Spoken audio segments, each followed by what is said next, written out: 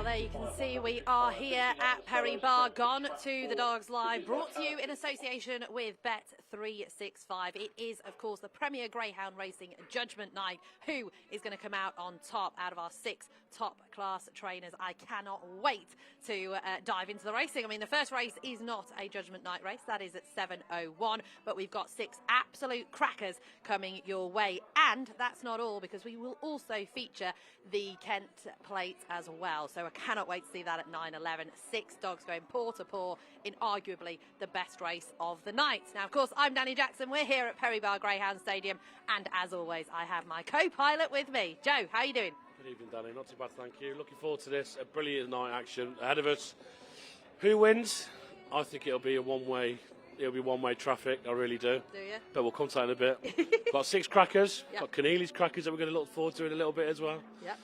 After last week, we've got a lot to do to put it right. You do. You really do. So we'll do all we can. Say we, you. Yes, me. It is all on you. It is.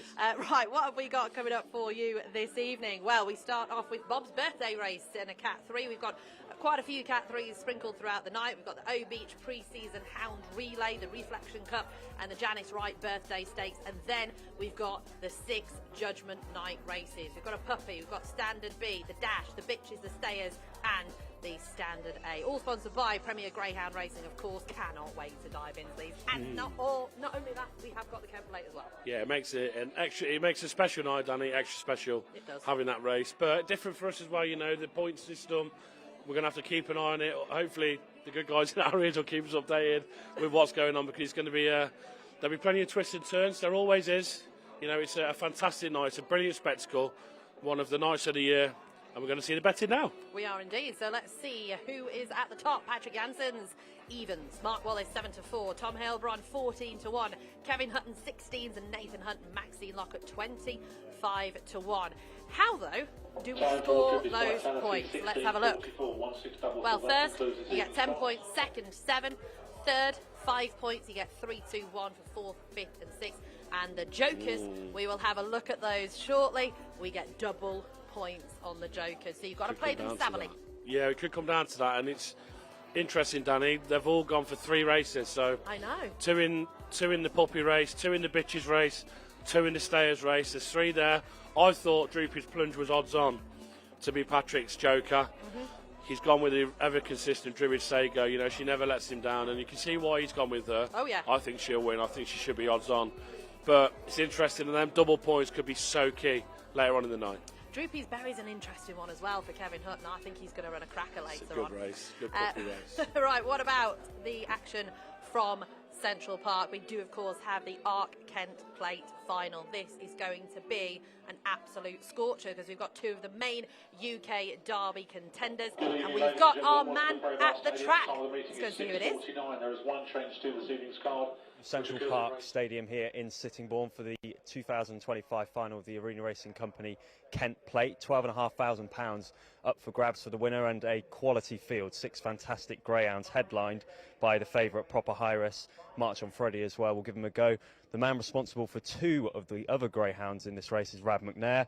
You join us now, Rab. You've got Queen Shakira, finalist last year, and King Jackson. I think he's been doing great as a young pup. Thoughts on them both? Yeah, he's just a young dog yet, isn't he? He's just, don't think he's 2-year-old yet, and he's taking on these dogs. And listen, he's got to do it right at the boxes tonight again. He's been doing it right so far, and if he can get round that corner a length of that clear, then it's up to him after that. Shakira's an all-timer. She's just coming right. She's about 14, 15 weeks out of the season. She's coming nice, so I'm expecting a good run at the 2 of them. So listen, we just keep our fingers crossed. It's a quality field. We're just hoping that we can do a wee bit teamwork tonight. Jackson gets round, Shakira holds the rest of them. You've got some good form in this race, I think, from Poster Pillar and Queen Joni last year. We was talking about Queen Joni, and an update on her. You're hoping to breed from her? Yeah, but I wish she was in the line-up here tonight. I do. I wish her or Memphis. Memphis was all lined up to come for it, but he had a wee issue, so I had to sit him to the side and just do a wee bit of work to him, because the main thing is the derby with him. But he's coming on. I'm hoping to trial him next week, but I would love to be walking in here yet with Johnny. But listen, the days are behind us. We're lining her up for to be a broad bitch. She's mad as hell, sick, you know. but she's ready, so we'll just see how it goes. Excellent. And you've got one in the sprint final as well this evening. I think I've got 3 in that, have I not? Have I not got King Presley? Yeah, King Presley. Yeah, I've got King Pavarotti. I'm not training him, but he's in my pups. And I've got Queen Marie. Yeah. Yeah, Big Spencer's got they too. So, listen, Presley, I don't know whether he's up there, but we'll see the night. We'll get a better judge the night. He said I looked around the place last week, so hopefully he came for Romford straight in there and he kind of missed it a bit. So I'm hoping that's letting him a wee bit educated him a wee bit for last week. So just keep our fingers crossed, Sean, you know what I mean? But all eyes are on the big one. We're on the big one.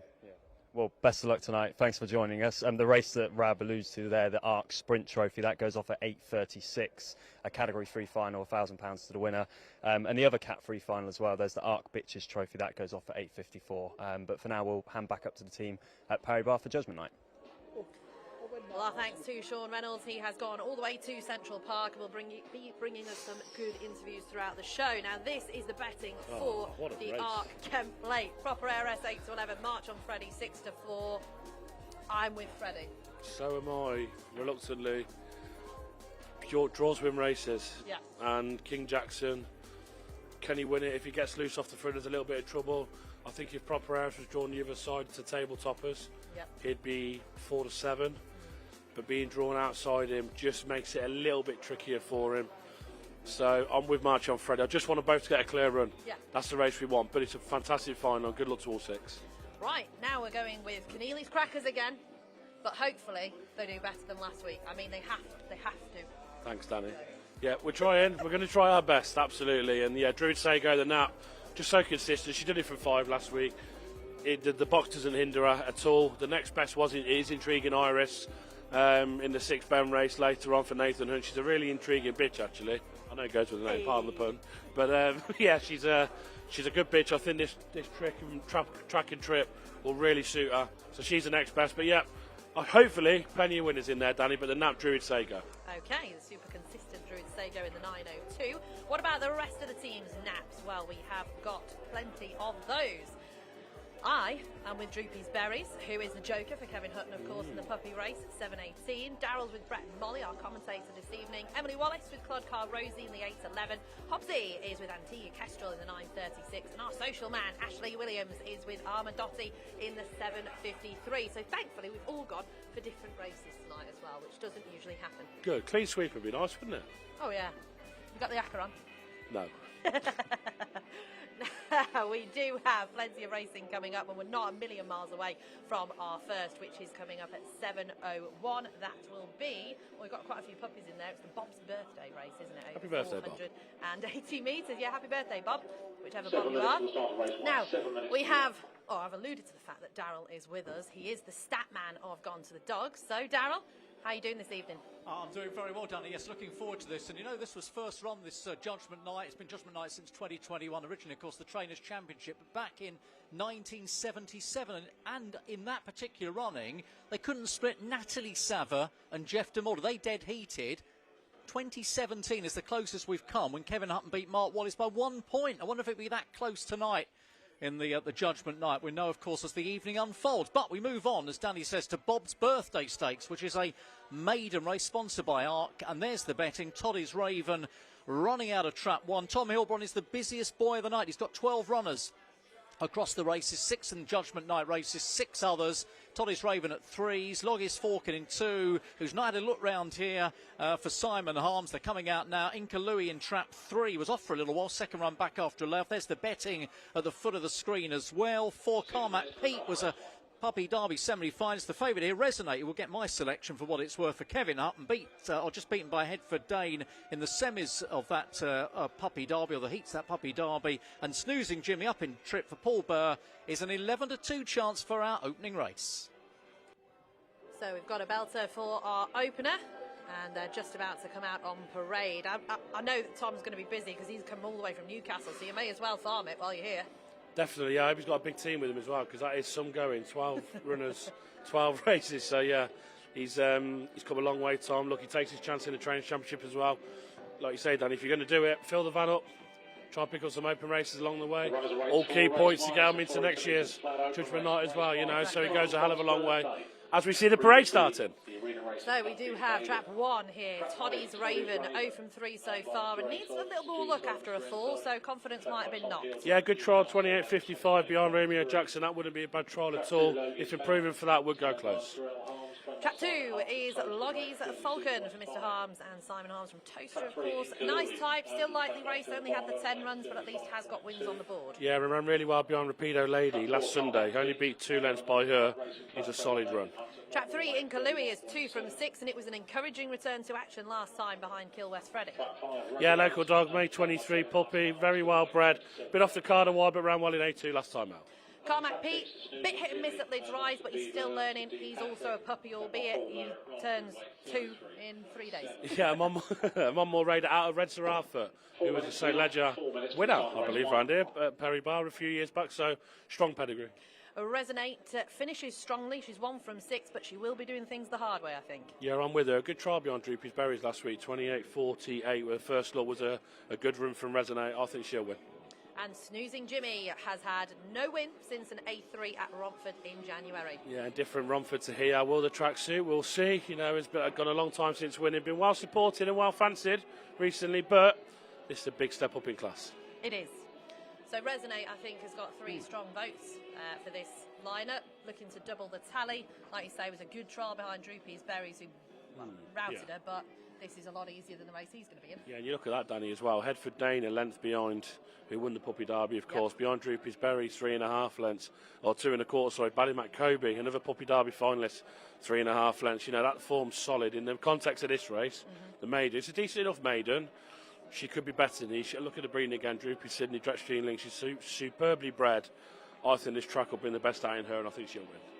She's the youngest in the field as well, July 23 for Kevin Hutton, and hopefully he'll be wanting a good start to the night. Yeah, and he knows how to win this competition as well, this Judgement Night. You know, he's done it in the past when he come from a long way back. I think it was Central Park. He won the last 3 races to nab it by, I think, a point. So, you know, it's the beauty with this, Danny. It's not all about you winning. No. It's your points. Can we finish second? Can we finish third? And can we build them up? Yeah. They do that. All of a sudden, you get 3 or 4 seconds in there. You nick a winner. You're in with a really, really good chance. As long as that same trainer, Patrick, isn't winning all the races, you're in with the right chance just by picking up those solid points. You did say to me there as well, didn't you, just before the show, you think it might be all sewn up by race 4. I hope not, but I think that could be the case. He's brought a really strong team. He really has. He and really has. Yeah, He's going for this. I think even money looks big. I'd have him 1 to 2. Really? Yeah, 8 to 15, 1 to 2 to win this tonight.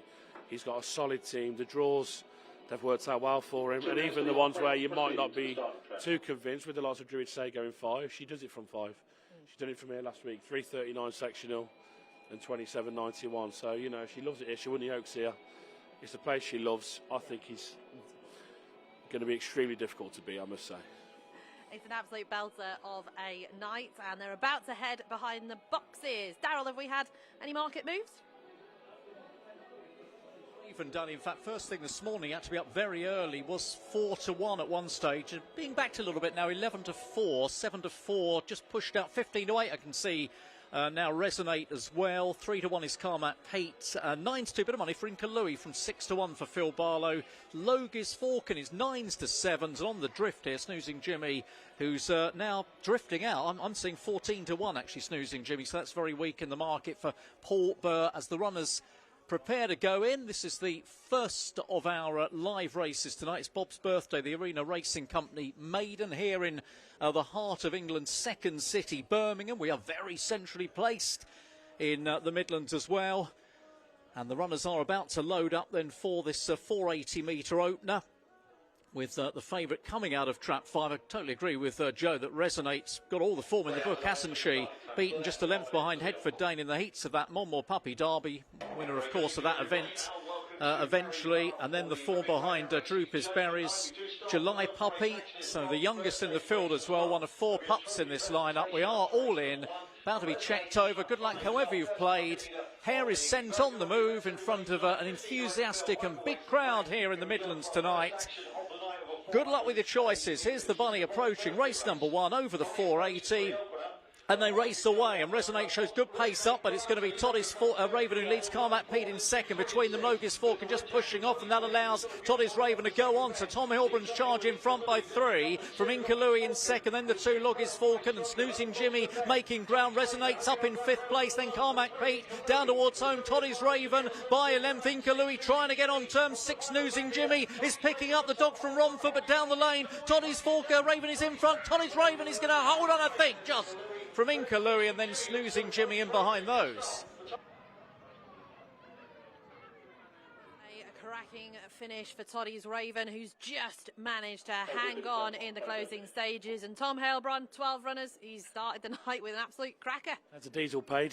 He's picked up the diesel in the first race, a good performance, and look, it won't be long before we see Resonate over 6 bends. She's absolutely flew to the drop, found all sorts of trouble. But a fantastic performance from Toddy's Raven. We said about the trial, 28.55. It's a good trial behind Romeo Jackson. It's not a bad trial at all, 28.55. First look here. She's done that really, really well. She's been brave. You know, she's held on from Inkalui, who knows this track like the back of his paws, shall we say. You've been a local runner. So she's done that really well, Toddy's Raven. It's a good performance. You look at Resonate now, trying to stay on and work into the race. She's flew by into the pickup. She'll be a 6-bend bitch going forward, and she should be, being bred out of Jetstream Links. Yeah. But she's really game, Toddy's Raven now. Good performance. The 6 has run well, Snoozing Jimmy as well. Got a while without winning, but has run a big race there in defeat. Toddy's Raven, though, has taken the first just from 3 in Kalui in second, Snoozing Jimmy in third, and you can see they've all moved off their racing lines, actually. 5 and 4 having a real set 2. Yeah, it just hasn't helped her, has it, Resonate? Because she come away quite well. She just wasn't able then to hold her line and into the bend 4. Carmack Pete just maybe just edged her off slightly, but she's kind of gone there on her own, Danny. You see there, she's just maybe just followed the Carmack Pete dog there. But yeah, Toddy's Raven stuck to the rail off the first bend, and that was that. Good performance. And there's a few puppies in there as well, and you always see it with puppy races.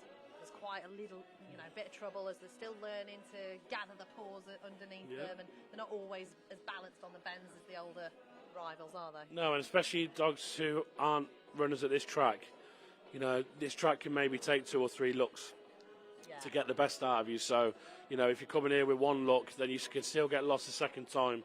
There's no harm in that at all. It happens here. It's a good galloping track, but the bends can be quite tight, and they do take some getting used to. So, a great performance from Toddy's Raven. Just having a word on the tipping competition. 248 is the final number. The first race, 56 of people found the winner. Good start. So I weren't one of them. No, me neither. So we're doing well. Good start, anyhow. Crackers are off to a burst start. Yes, they need to get better. Daryl, result, please. There it is, Toddy's Raven. Thank you, Danny. 11 to 4. As I say, literally one of the first dogs back this morning. You had to get up very early to beat the punters who got the 4 to 1 about Toddy's Raven, and they'll be celebrating 28.51, the winning time. Inkalui in second at 9 to 2, and Snoozing Jimmy up in distance, but staying it nicely back in third. Good time, 28.51, a slight improvement on the trial time as well. There is the presentation area at Perry Barr, and great to see the kids involved. Yeah, brilliant. It's a massive part of this sport that we need to encourage, getting more youngsters involved, getting them to see the dogs, on the podium there, getting to see the dogs, meet these true champions for what they are. And look, if that does something in getting them back, we saw the brilliant story with Jimmy Fennick in the week, didn't we, at Sheffield last week. And, we've now got some more ground fans for life just through that. Through little things like that can go such a long way. And the young lad there holding the trophy, so fair play. And Tom will be happy. You can see by the smiles what it means. Yeah, it's brilliant. This is what this sport does to people. It's a brilliant sport where if you work hard, you get people through the building, treat them to a good night, make them come back, treat them properly, and go and meet the dogs, go and meet the stars. They'll want to come back. Yeah, they will. And we had Keith Allsop on the podcast. It was released yesterday. He was saying, once you've got the kids hooked, that's it. They're fans for life. You've been hooked in early, and just the way we need to play this game. So, shall we introduce you to the team? Not final member of our team, but Emily Wallace. Hello, Emily.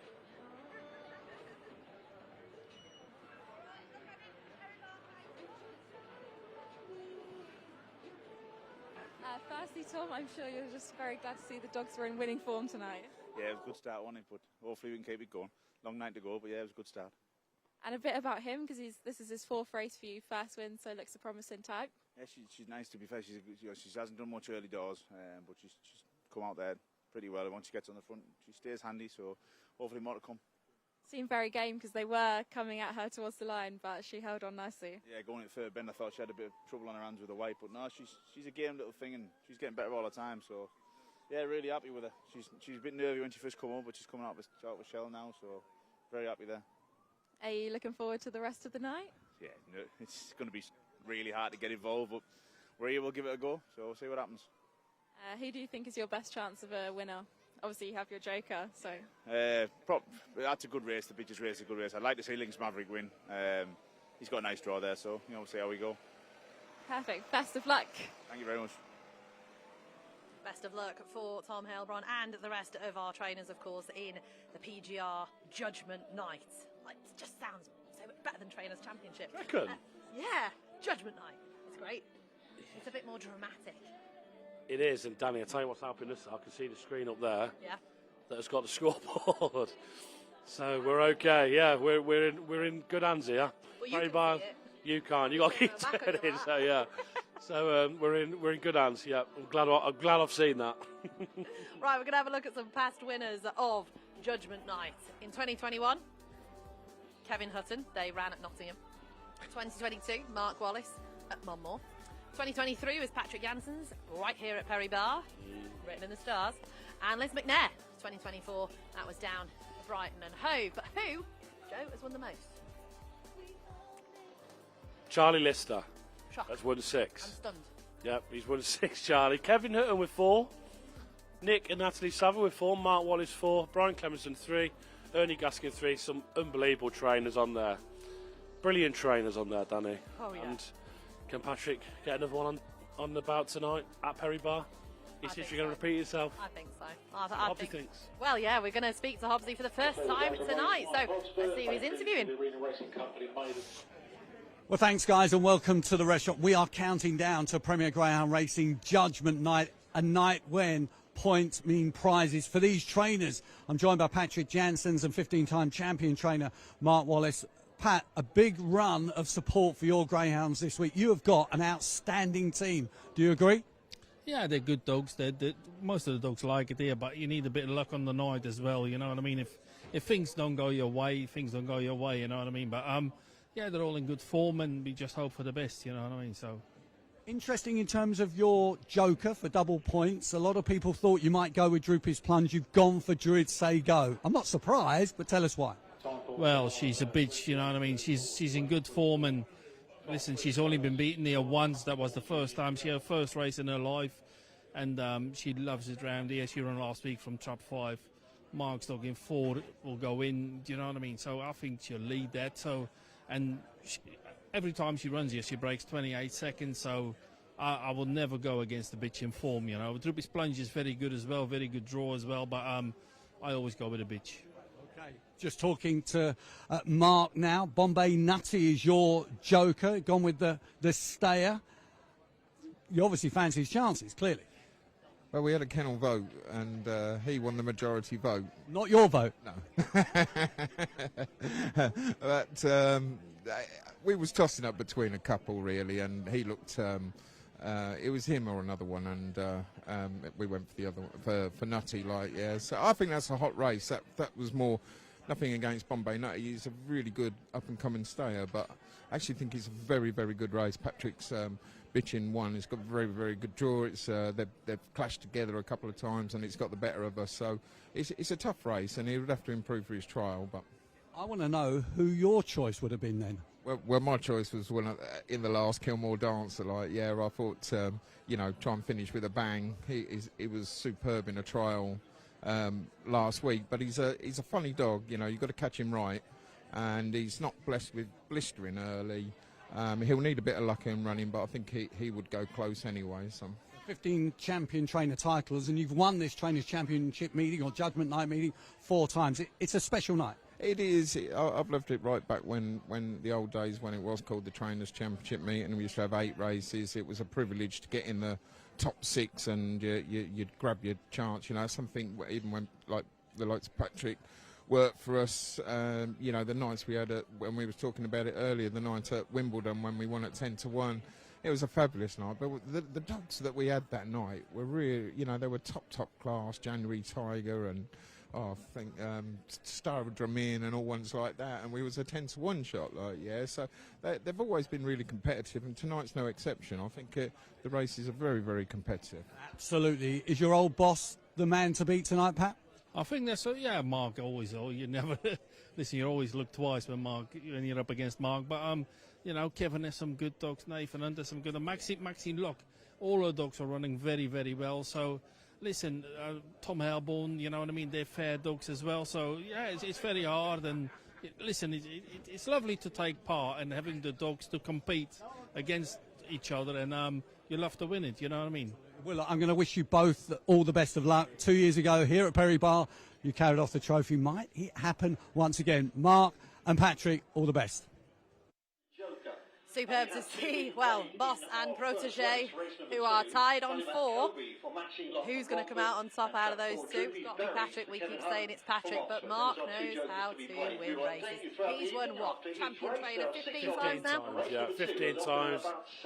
Every category one there is possibly to win, I imagine, in the calendar. He's a brilliant trainer, very shrewd, places his dogs really well. He's placed them well again tonight.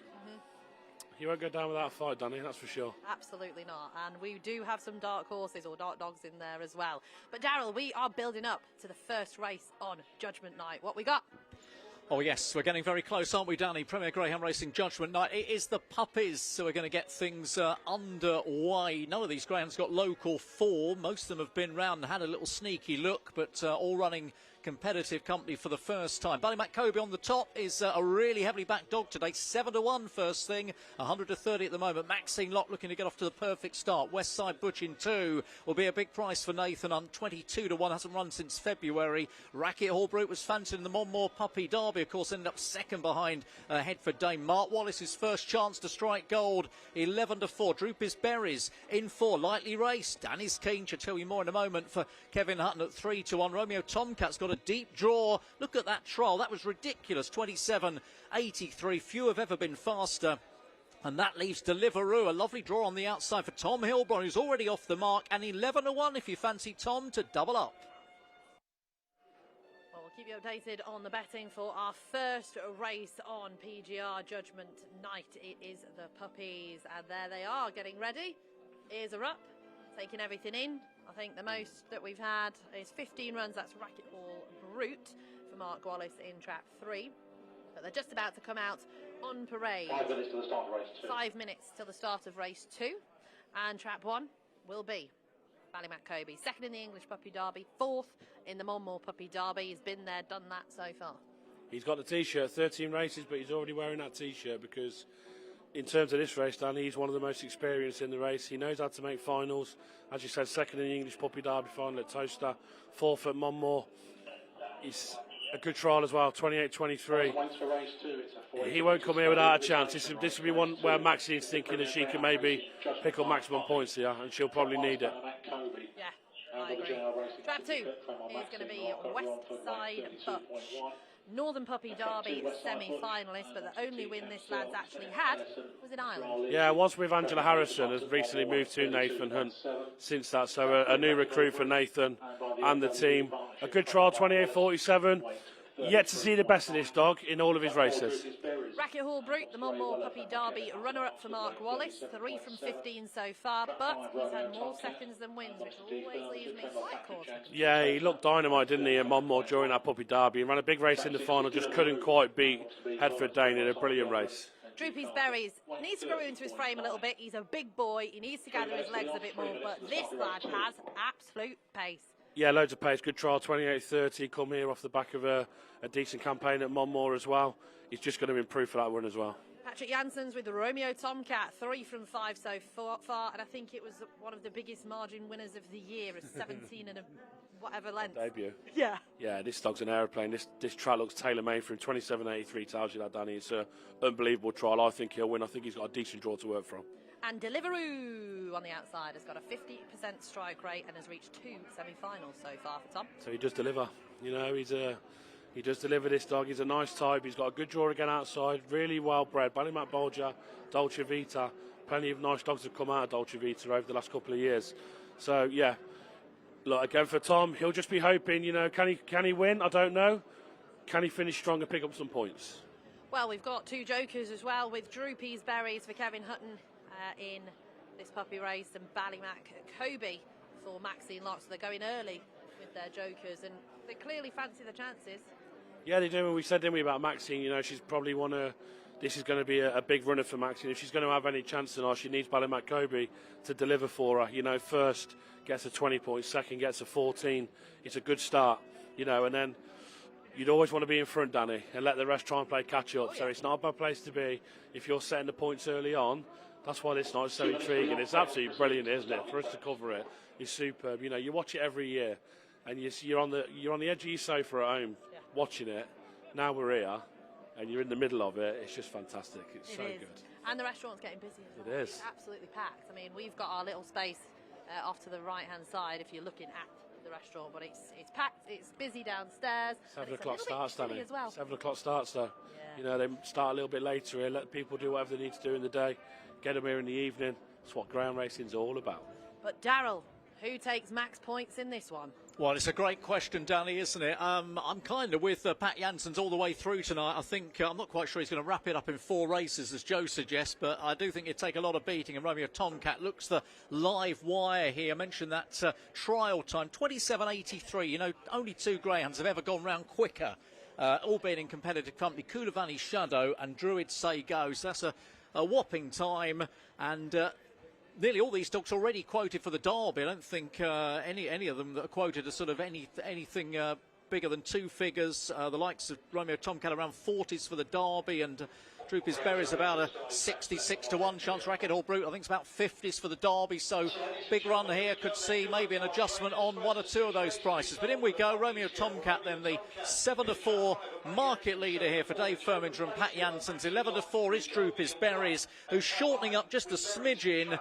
Ballymac Kobe at 7 to 2. Backed earlier in the day. Racket Hall Brute the same price. Big price both Deliveroo and Westside Butch. Here we go. Bunny on the way. Premier Greyhound Racing Judgement Night. Here's the babies, here's the puppies, and here's the off the race number 1 in the Judgement Night, and Westside Butch got away well. Big price from Deliveroo on the outside, nowhere to go for Droopy's Berries, pushed out wide, trying to get up on the inside is Ballymac Kobe, now making a run, but Deliveroo has shot clear down the back straight by 3 lengths from Ballymac Kobe in second, then Racket Hall Brute trying to recover, further back Romeo Tomcat gets shuffled further through the field, off the bend, Deliveroo, it's that man Heilbron, Tom Heilbron, by 2 lengths down the straight, Deliveroo is pulling right away, 1 Ballymac Kobe, then came the 2 Westside Butch, in behind was 3 Racket Hall Brute, and then I think 5 Romeo Tomcat and Droopy's Berries at the back.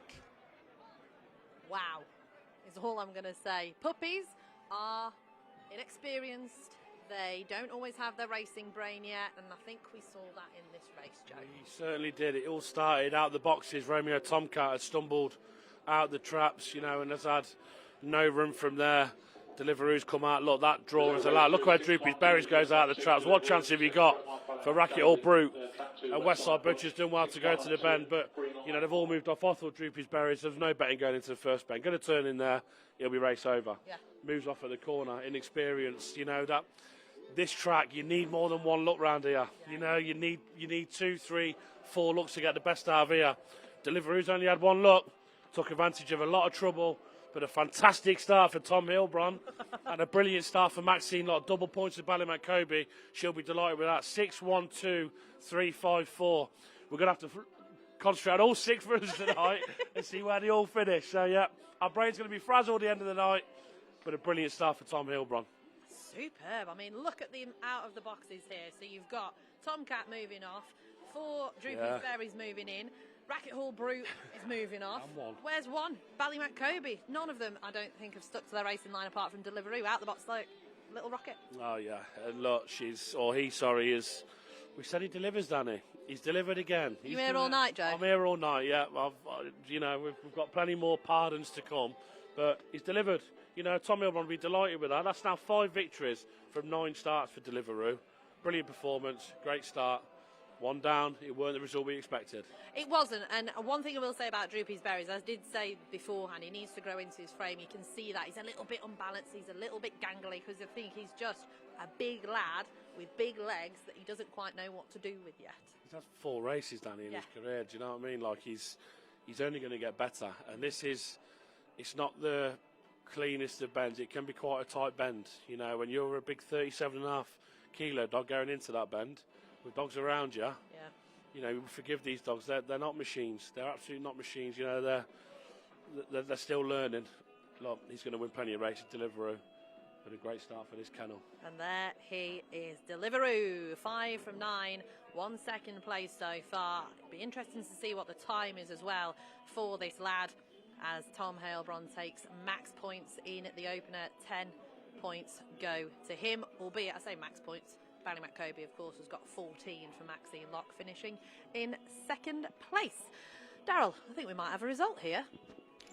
I think that's probably the most unlikely of Tom Heilbron's dogs to win tonight. Probably his biggest price, maybe Barr, the dog who goes in the very final heat, but he's absolutely buzzing, isn't he? And 28.20 is a very sharp time indeed. Deliveroo scoring again, all the wins previously at Newcastle, but he can add Perry Barr to that list now. 8-1, Ballymac Kobe 7-2 in second. A good joker from Maxine with a double points, and Westside Butch for Nathan Hunt in third. 28.20, good time there for Deliveroo as they gather behind the podium. There he is. What a lad. Absolutely superb run from Deliveroo. I'm not going to say delivered once more. No. I'm not going to say anymore. Good. Come up with some new material, please. And also, can your crackers get better? Thanks. You should see the look he's giving me, everyone. I'm just thinking, Tom Heilbron, 12 runners, 2 out of 2. Yeah. Diesel's covered. Acker. McDonald's is covered. Whatever he wants on the way home. He can Great even start. go large. He can. 20 nuggets for Tom. He can afford it now. Great start for Tom. Brilliant start. Because there are £1,000 as well, plus the trophy in this race, or in all races tonight, I think, in the PGR Trainers Judgement Night, brought to you in association with Bet365. We also have the Kent Plate final coming up at just over 9 o'clock. I cannot wait. I mean, 2 of the main UK derby contenders, Proper Heiress and March on Freddy, and I just can't wait. I just want them to get the break, make sure it's clean, and set up the race we want to see later on. I want to see King Jackson, Proper Heiress, March on Freddy, a length between them at the second bend.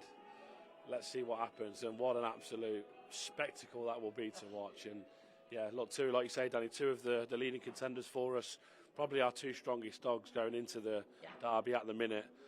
But tabletoppers, blue ribbon winner in January, you know, don't rule out Liz and Rabbit now. That competition's been going for 2 years. They've won it twice.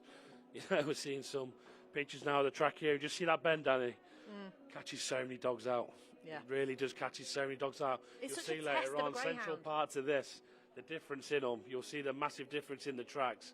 It's a brilliant track there and a good test of the ground, Perry Barr. Now I think Emily is with the winning connections. I certainly am. Thank you, Jenny. Yep, 2 races so far and 2 winners for Tom Heilbron. So let's get another word with him.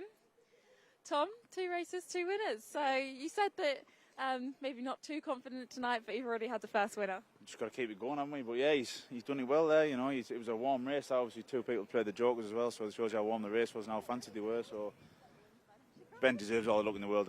He owns him. He's had some bad looking dogs, and you know, this little dog looks like he's turning it around for him. So I'm over the moon for him tonight.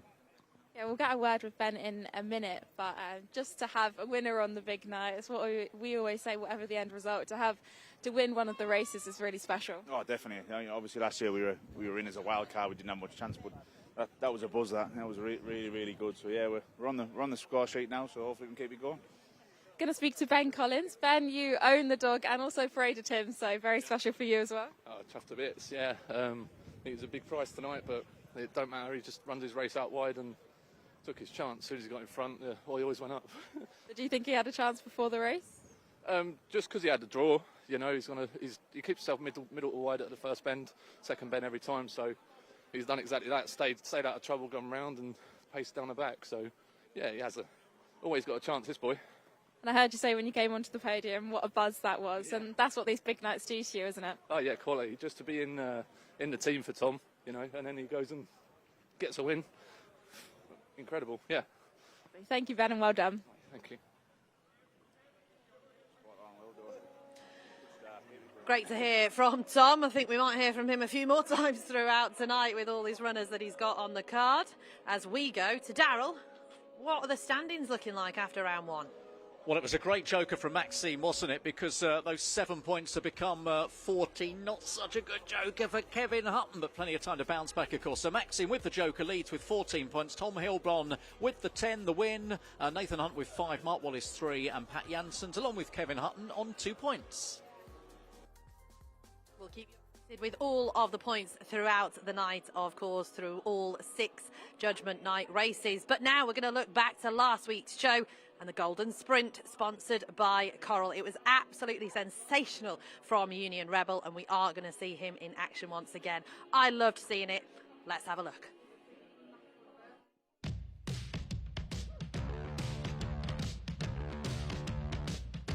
Fire and Ice for Nathan Hunt, who's won the best turned out, is at 9 to 4. Third Category 1 final for this dog. Pavilion team, this is his first Cat 1 final. He was 4th though in the Northamptonshire Sprint, so he's got speed to burn. Trap 3, Rowena Mamba, the outsider of the field at 10 to 1, was 4th in the Puppy Cup. This is only his 2nd Cat 1 final. Trap 4, Union Rebel, the 4th Cat 1. He was 2nd in the Produce, and that is his best result in a Category 1 so far.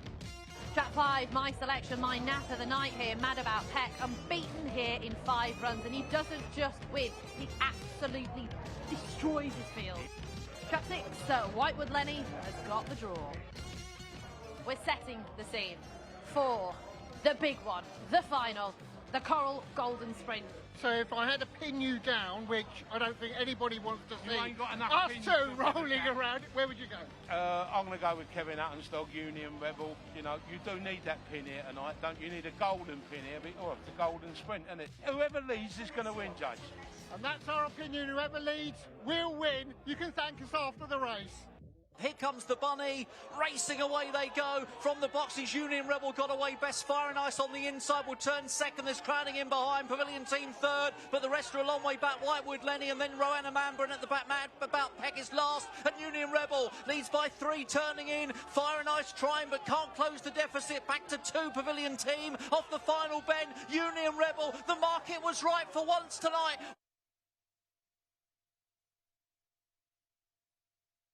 Well done to the Sandbacks, takes it well. Fire and Ice got 2nd, Pavilion team got going for 3rd. Well, Union Rebel, a fantastic winner of the Golden Sprint final. Away and gone, we're here with Pat. You can see the emotion. How good was that standing in the middle? Oh, just amazing. I couldn't get over it. I didn't know whether to cheer or not, to be quite honest with you. It's just, he didn't like the parade, so I was confused. And I thought, oh, that's just wonderful. It's great to see the emotion. Let you go and collect the trophy. Look how he's come out here, you know, when you want to get him out in the big nights, he's come out running. He's in a race there with proper early pace dogs as well. And he's 2 lengths clear going into the winning line first time round. You know, Fire and Ice has tracked well. Just couldn't go with him. He's chopped him off at the right time. Look at that. Crucially, just chopped him off going into that first bend. Yeah. From there, race over. You're not going to catch him. Let's have a quick word with Donna if we can. Of course, assistant trainer, wife to Kevin Hutton. Firstly, we'll talk about tonight. Fantastic performance. How did you react when he trapped out like he did? I'm still trying to take it in, if I'm honest, because where we're standing, it's the on view, so you don't get a great one. So I was relying on the commentator to tell me he trapped, but honestly, I thought as long as he clears that first bend, I was shouting, turn left, going into it. But yeah, I'm so delighted, so delighted. I'm with Peter Sandbach, 2019 Union Jack, won the Coral Golden Sprint, and you won it again. Again, fantastic, absolutely fantastic. It couldn't have gone any better. Just what we wanted, a crack break, and he kept to his task all the way around. To be quite honest, he didn't even look like getting beat. So I'm over the moon, actually. Over the moon. Great memories, of course. John Clark, good friend of yours, standing behind you, and your pub in Plimpton, just outside of Plymouth. Rocking tonight after this? I hope it is. Yeah, I'm going to buy them all a drink yesterday. Fantastic.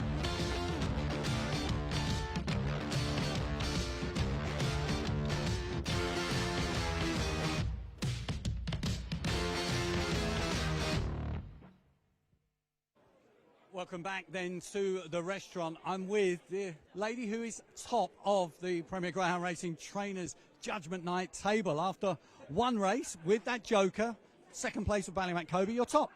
Yeah, can we stop now? You know, we've got it to do now. So I was hoping Kobe could have trapped and led, but he missed it. But he ran a very good race in second, so I'm really pleased with him. So I think you settled for that, double points? Yeah, 100%, yeah. When he got a run round on the inside, I was like, please just stay second now, yeah.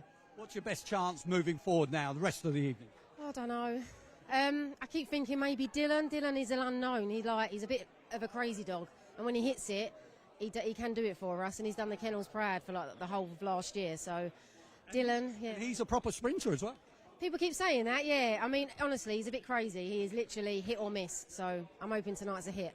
Fantastic. Now, of course, you've got plenty of support behind you. You've got 3 or 4 tables, I think, for Maxine Lott. But you're also going to have one eye on Ireland this evening, aren't you? Yeah, definitely. We'll be watching Ireland. Hopefully they'll do us proud. You know, Axel and Lucia both done brilliant last week. And Axel looks like he's in a race he could win. She's in a very hard race. So we'll just see how they go.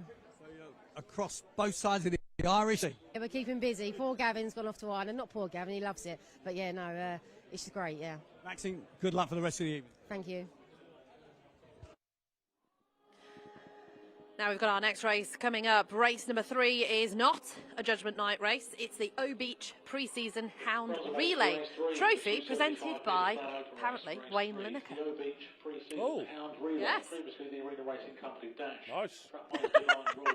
Okay, right, trap 1 was Divine Rule, who's never seen Perry Barr but does crack out the boxes. Trap 2 was Zebedee Croassa, has won the majority over 4 bends, so will be strong through the line, but we'll have to wait and see how he goes over 2.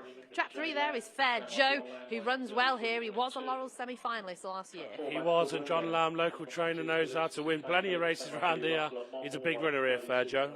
Trap 4 is Magical Blue Bear, Sprinter of the Year at the GBGB Awards, of course, but he hasn't had a win this year. Yeah, just lost his way a little bit, but that run last week was you know, they'll be pleased with that. He's got a chance here. Mad About Peck, Golden Sprint 4th. We just saw that race, and he was a Pall Mall finalist as well last year for Tom Heilbron. Trying to make it 3 out of 3. I do like him as well, to be fair. And Trap 6 is fine, thanks. Hasn't had a trial, has been off with an injury, might need just a little more time, but we're going to have to wait and see what he does on his, not his return, but his second run back. Yeah, he's got a lot to do here, fine, thanks. This is a good sprint, Danny, this. It really is, you know, some top quality sprinters on show here. Sprinter of the Year. I'd love to see him get back to winning ways for Bill Russell. I'd love Mad About Peck to get back to winning ways. I think he was really unlucky. He missed the break last week as well. I'm interested to see how he's going to go over 2 bends as well here at Perry Barr, but time will tell. At the moment, Tom's getting them all out of the boxes, so this lad should follow suit, you'd hope. Yeah, you wouldn't want to be against him. You know, the way Tom's dogs are running, they're flying at the minute. They're flying around here. The lack of a look would be a little bit of a concern. I'm not sure that bend, the first bend for the sprinters, is as bad as or as sharp, I say, as the first bend here. So if he comes out, he's got a lot of pace, Mad About Peck. But I was encouraged by Magical Blue Bear last week. He ran a big race beyond Transfusion. Yeah, he did. I think he can go one better. It was a much more encouraging run from him. You know, he just lost his way a little bit from the end of last year. Probably had his heart broken from the operation. You know, at Nottingham and at Perry Barr and the Scurry, etc. He probably had his heart broken a little bit. So, this is a tough racer. You know, you're probably thinking, look, there's going to be a sprint on the card. We'll go and we'll fancy our chance, but it's a good race. This is a really, really solid sprint race. I mean, sprints divide opinion, don't they? But I think Darrell... They're brilliant. Oh, that's what I was just about to say. I think they're absolutely fantastic. Sponsored, of course, tonight by Bet365. You are watching Gone to the Dogs Live at Perry Barr Greyhound Stadium, and we will be taking a little trip to Central Park just after 9 o'clock. But, Darrell, this is a belting sprint. Oh, it is, and I think I'm with Joe actually here, because Magical Blue Bear does reserve his best form, doesn't he, for Perry Barr? He ran so well in the Scurry last year behind Rioja Rasheen, and yeah, maybe just a little clue, he was coming back with that run last time. Yeah, he's not won a race for a while, and of course we should point out that Bill has handed over the licence now to son Mark. Bill is a gentleman who's been engaged in greyhound racing for many, many years. He's in his 90s now, but he's decided the time is right, and Mark takes charge. But it is the Russell team, and they are backing Magical Blue Bear, who is down to 13-8, as Danny was saying. The Sprinter of the Year, of course, won the Silver Salver at Central Park last year. A little bit of money for the top, Divine Rule. 9s, 8s and now 7s. for Paul Byrne. Not had a look round, but this dog does love the red jacket. 4 from 10 in the red. Fair Joe at 5-2 gets Joe's vote. Mad About Peck at 2s, who was, well, fancying the golden sprint last week. And look at the 6 Fine Thanks drifting out to 28s now for Richie Taberner. So we're over the 275. It is a dash for the cash. It's the Arena Racing Company dash, or the O Beach pre-season Hound relay, with that presentation to come. Bunny on the move. Favoured is Magical Blue Bear in the black coat. Here's the hare approaching. 275. Perry Barr, we're ready. And they're racing, and away they go. Roundabout Peck got a lovely start. Might take some catching. Fair Joe on the inside. Magical Blue Bear trying to move up in the blackjack. It got squeezed back. It looks down to 2 here. And it's Roundabout Peck trying to pick up from last week's runner, Romford in the Golden Sprint, who's in front from Fair Joe in second place. 5 will beat 3. Very close third. Fine Thanks 6. Far side 2. Zebedee Croassa. They battle out third place. Wow. 3 from 3. Who's had the acca on?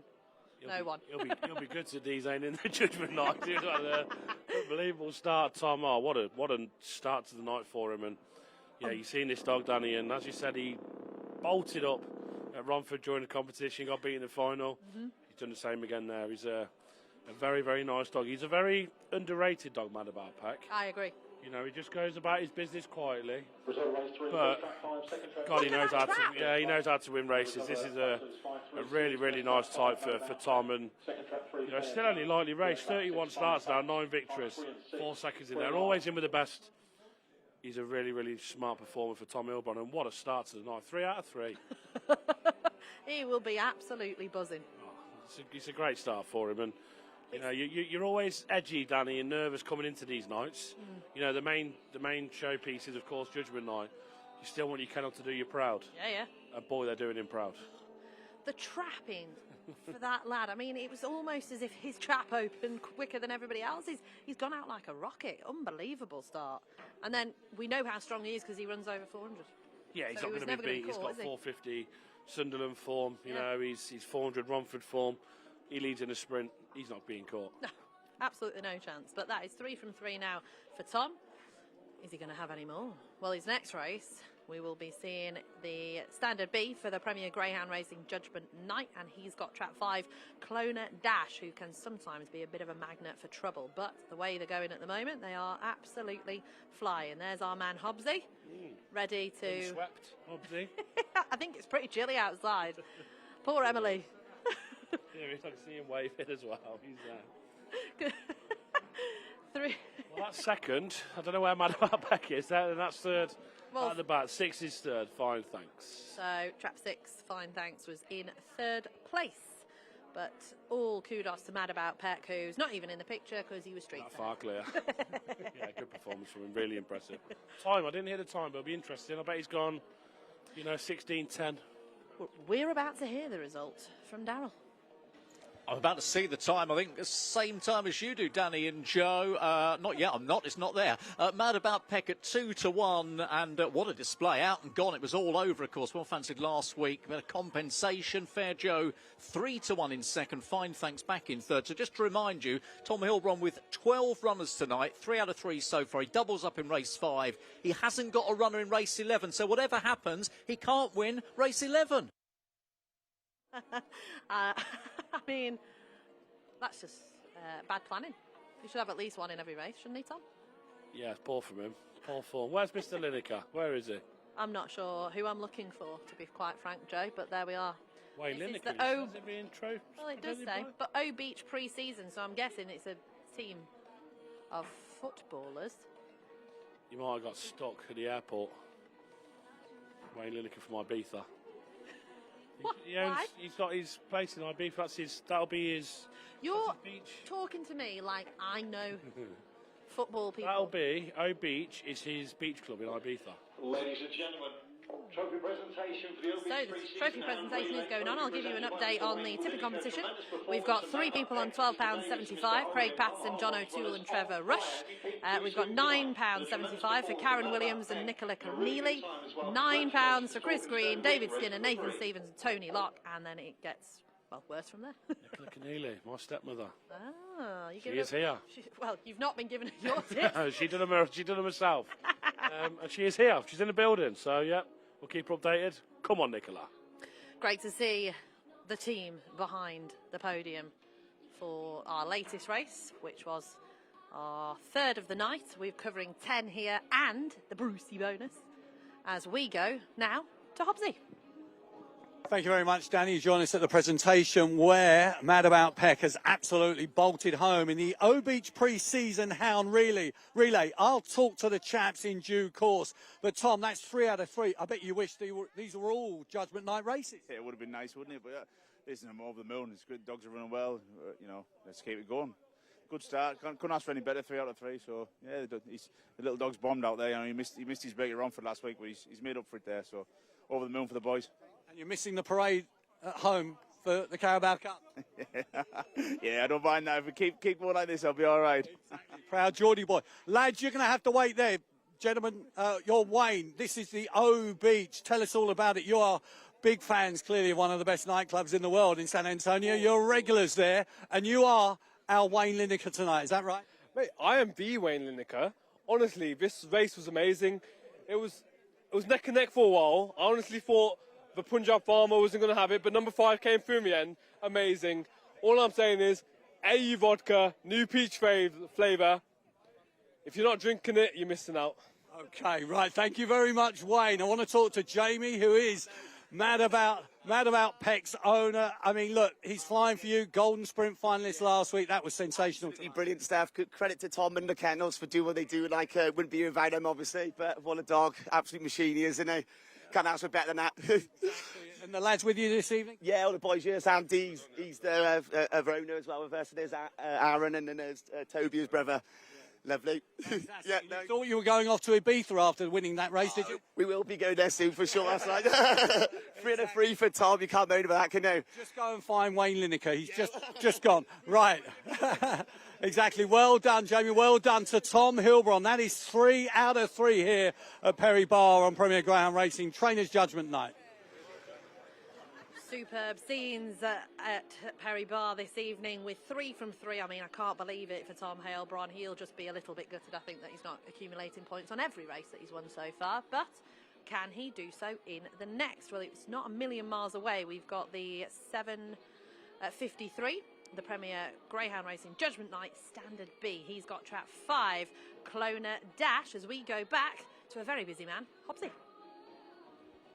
Welcome back to the restaurant. It is Premier Greyhound Racing Trainers Judgment Night, and Rob Howe is with me very much in the camp of Maxine Locke and supporting the kennel this evening. But having caught up with Michelle Brown last week, you tell me you're running the London Marathon as well. Yeah, going to be doing the London Marathon again this year for the Sammy Joe Brown Foundation.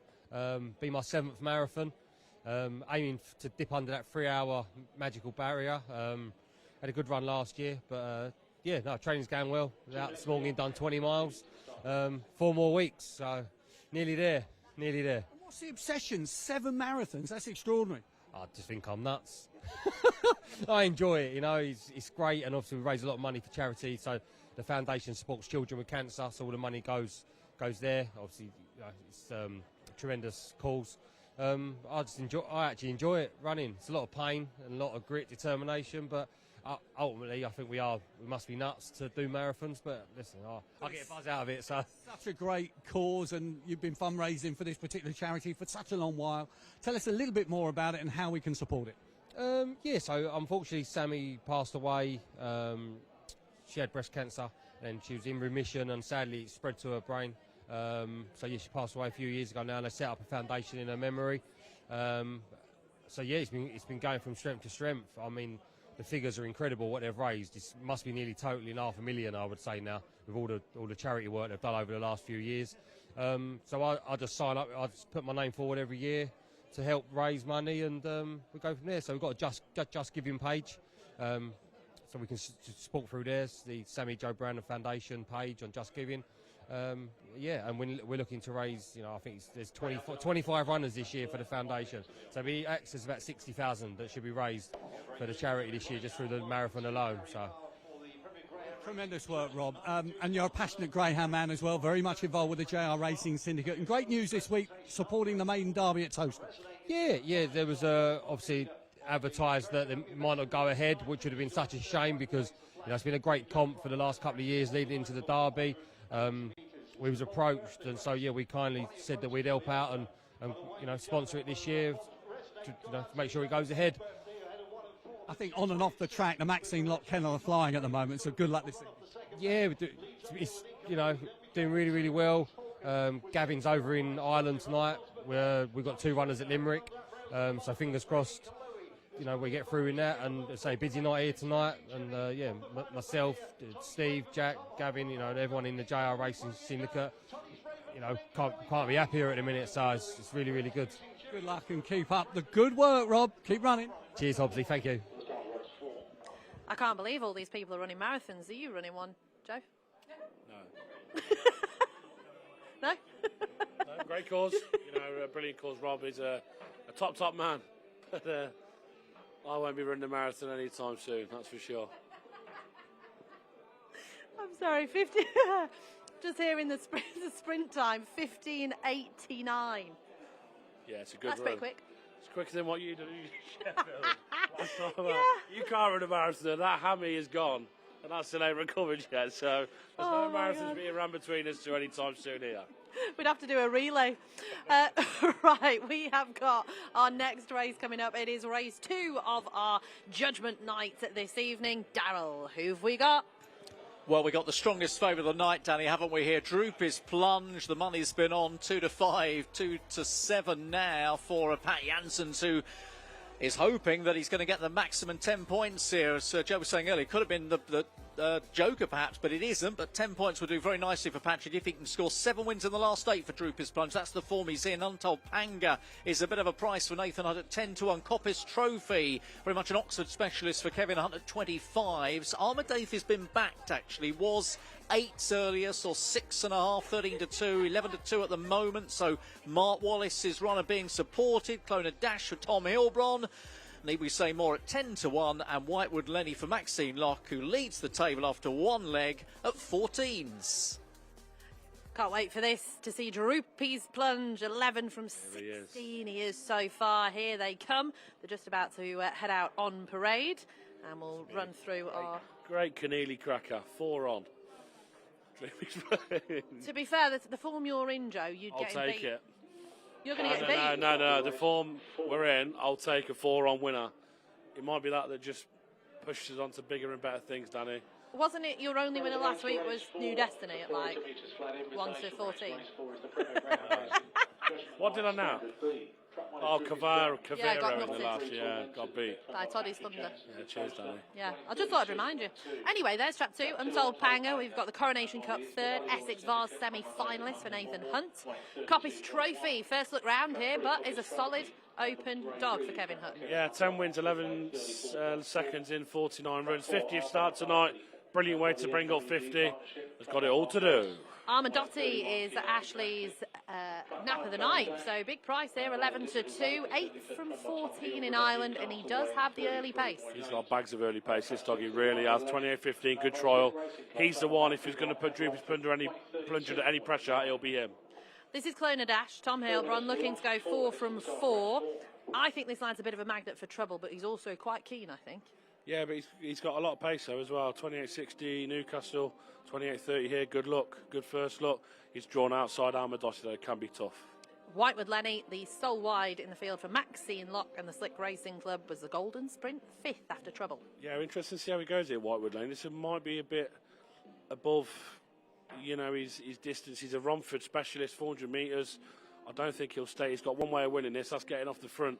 Hoping for a little bit of help in behind. So, we've got the 365 prices there. 2-7 Droopy's Plunge, Danny. He's going to take all the beating, isn't he? He's got his draw. He's 2 from 2 around here. He's got the right ideal draw and the ideal dog on his outside, Untold Panga. He should clear him.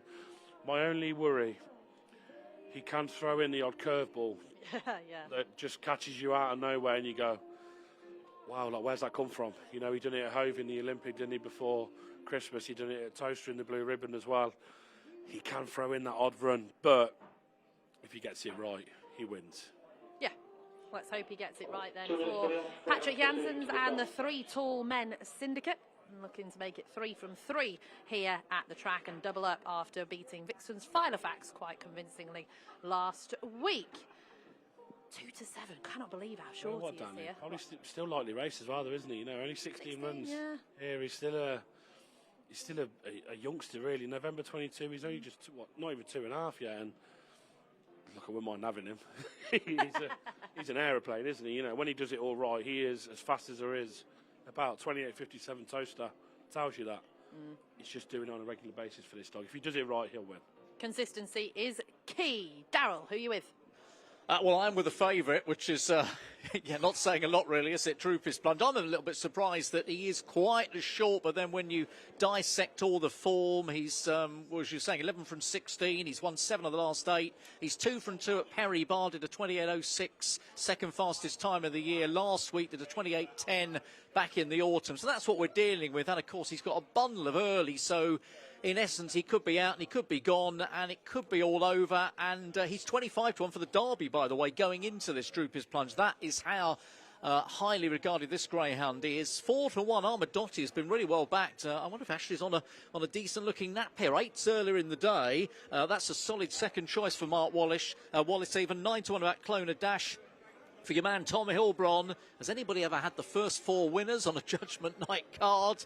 Well, we might be setting a new best here if that is the case for Tom. Clone and Dash, by the way, drifting out a little bit now. The bigger the price, have more on. Heilbron fans out to 14s. 16-1 is Whitewood Lenny for Maxine Locke on the outside. 25's Coppice Trophy, who is very much an Oxford dog for Kevin Hutton. In the middle of that mix is Untold Panga for Nathan Hunt at 10. So there's some tasty prices out there. And if you can be brave enough to play maybe each way and try and take on not just the favourite but the well-touted second choice, then there could be a decent reward to be had. They come back for Untold Panga, pushed out from 9s to 16s and now all the way back round to 10-1. So a bit of late money for Nathan Hunt's dog in trap 2. Dogs are going in. Remember, it's 10 for the win, 7-5, 3-2-1 points. Maxine Locke with 14 has played the joker, leads the charge in the early stages of Judgment Night 2025. The leading trainers from last year playing it out across 6 legs to take the plaudits here. And we're about to find out who's going to take leg number 2. They are checked over. Here is on the move. Premier Greyhound Racing Judgment Night Standard B. How did Plunge get into Division B? That's the question I want answering. Here's the hare.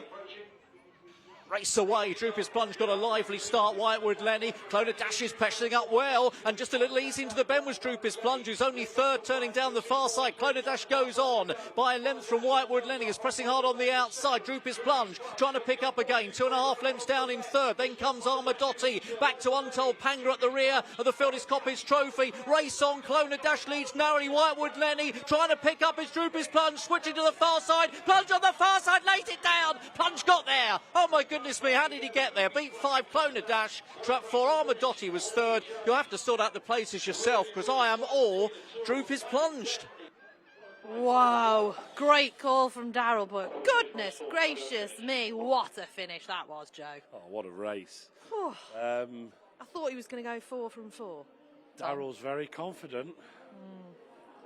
He's very confident here. Now, I want to see this again. If I was commentating, it'd be, we'll leave this to the judge, what I've heard Mr. Graham say upstairs. Because he's right next to me here. And we've heard it from the tannoy. Wow. 4 from 4. Good for Tom Heilbron. Gracious me. Oh my God.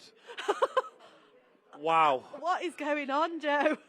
This is unreal. I mean, this lad, Clona Dash, he can be a bit of a magnet for trouble, but he's got out here. He's had Whitewood Lenny. There's been a good distance between them all the way around the track. Droopy's Plunge was going for a couple of runs, just couldn't quite get there. Oh. Wow. It does favour the outside here, I must say. And, you know, we commentate here, Danny, don't we? Yeah, we do. For Sky, and it does favour the outside here So when they're that close. 5-1, 4-6-2-3. By the way, how was Whitewood Lenny run? Unbelievably. You know, he's put him down to it there. He's given himself every chance. You know, some more key points for Maxine. A good Armadotti. God, this dog can run. You see the pace he shows into the 3rd bend. Yeah. You know, he's beyond Droopy's Plunge. What he does to the 3rd bend, you know, this dog's going to be one going forward. But 4 from 4. He will not believe what is going on here tonight, Tom Heilbron. Honestly, there's the freeze as well, and yep, look, Clona Dash has got there. He just won't believe what's happening. No. What an absolute brilliant start for Tom. You know, some key points for Patrick there. He's got 7 points in the bag there. That could be key. But what a performance and what a start for Tom. I'm speechless. Honestly, I can't believe he's gone 4 from 4, because I was with Daryl. I thought Droopy's plunge had just got there on the inside, because Perry Barr is notoriously difficult. Yeah. Wow. That is... Oh, it's brilliant. You know, look, we thought after 2 races it might be Patrick 2 from 2. Tom's 2 from 2. That's why this is such an intriguing and brilliant competition, you know, and, you know, 6 races. Before you know it, Danny, these races run out. Yeah. You want to be there. He's got an unbelievable start. Look at the smiles on people's face. You know, they've done so many miles to get here today. 12 dogs coming down here tonight from Newcastle way, and, you know, Tom coming to it for the first time. This is just it's a brilliant start, and let's hope it continues for him. Yeah, let's hope it's not 4 from 4 and it's all done. But Tom will be hoping that, of course he will. But as a spectacle, you know, we want to make it as close as we can. We do. But Tom will be saying, sod you, Joe. I want to win every race I can. But yeah, what a start, honestly. What a start to the night. What a start to the night. And you know what I did say before the race as well, Joe? You would be the only person that could get a 1 to 4 shot beaten. I know you last week, you said this isn't running well, it'll win. I'm not sure about this dog, it won. I don't think this will stay, it'll hold on. I'm doing a Danny Jackson from last week. We've gone on 8 days and the roles are reversed. I'm doing a Danny Jackson, we're getting everything beat. You were getting everything to win. I know. You didn't fancy them. I'm doing the opposite. I can even get a 4 on shot beat. So, yeah, move on to the next best in the next. But let's enjoy this. He'll be buzzing, Tom. He'll be so pleased with this. You know, you might get into it now and just stand still, like speechless. I don't know what's happening. Honestly, it's just he wouldn't have had many nights like this. But look, there's a hell of a long way to go still. Let's not forget that. There's still 4 races to come. So there is just an unbelievable runner, Clona Dash. I still like, what? The Digital Vapors Syndicate, our owners, Tom Heilbron, of course, from Newcastle. He's travelled 5-6 hours probably today to get here with the dogs. And that's what we don't think about as well. These dogs have travelled. They have, absolutely, you know. And do you know what they've done? It was a brilliant race, wasn't it? Yeah. You know, Whitewood Lenny's put it down to Clona Dash. Droopy's punch turned in a great position. No excuses whatsoever. Maybe went to come outside off the last bend and then just dip back in. Yeah. That might have cost him a length or so, but he is a railer, so he's going to do that. No, but no excuses for where he's turned. Armadotti's shown a lot of pace to close the gap on Droopy's plunge into the 4th bend, and then even Coppice Trophy and Top Hanger. They only beat 2 lengths, 2.5, 3 lengths in the end, so not a lot between all of them, to be fair. A brilliant race. We'll go and see what Emily's got. Yes, Clona Dash, winner of the Judgement Night Standard B, and 4 out of 4 for Tom Heilbron. Tom, I had to say to him about 5 times that you'd actually won that race. You couldn't believe it. I didn't think he got up, I'll be honest with you, but over the moon. It's a fair start, isn't it? We've just got to keep it going now. So, you know, long way to go. Keep saying it. We've 1-0 yet. So let's hope we can keep it going. You're starting to sort of think that you can, though. First 2 winners. You never know. We're in it. We're in it to have a go. So, and the dogs are flying for us. So let's just hope we keep going. Definitely, and on the dog himself, 2 out of 11 so far. But I mean, what a race he's run there. Yeah, he seems to be coming to hand now. He took a long time to get the bottom off, but he's breaking well, and if he keeps doing that and them sort of clocks, he's going to be a nice little dog. Like I'm happy with him. And the owners are on the way to Australia, so I just hope they got Wi-Fi on the plane. So because they said they were going to try, they'll be screaming the plane down. Hopefully they've watched. Well done, Tom. 4 out of 4. Thank you. Cheers. I think we'll be hearing a lot more from Tom throughout the night. And another lady we're going to hear from once more is Emily. She's caught up with Home Run Hounds. Well, welcome to the Barr area downstairs. I'm joined by Tracy Parbury from Home Run Hounds. Tracy, you're here tonight. You've got 2 of your own retired dogs and also a raffle. So doing as much as you can to promote them. Absolutely. Home Run Hounds is an independent homing centre run by volunteers. We've got homing centres in Wombourne, in Shenstone and Lichfield. We've got Starbridge, we have got Eastern Counties, and we've actually got another site coming on board from the 1st of April, which is really exciting stuff. So we're an independent homing centre. run, as I say, by volunteers. We've got about 60 greyhounds in our care at the moment.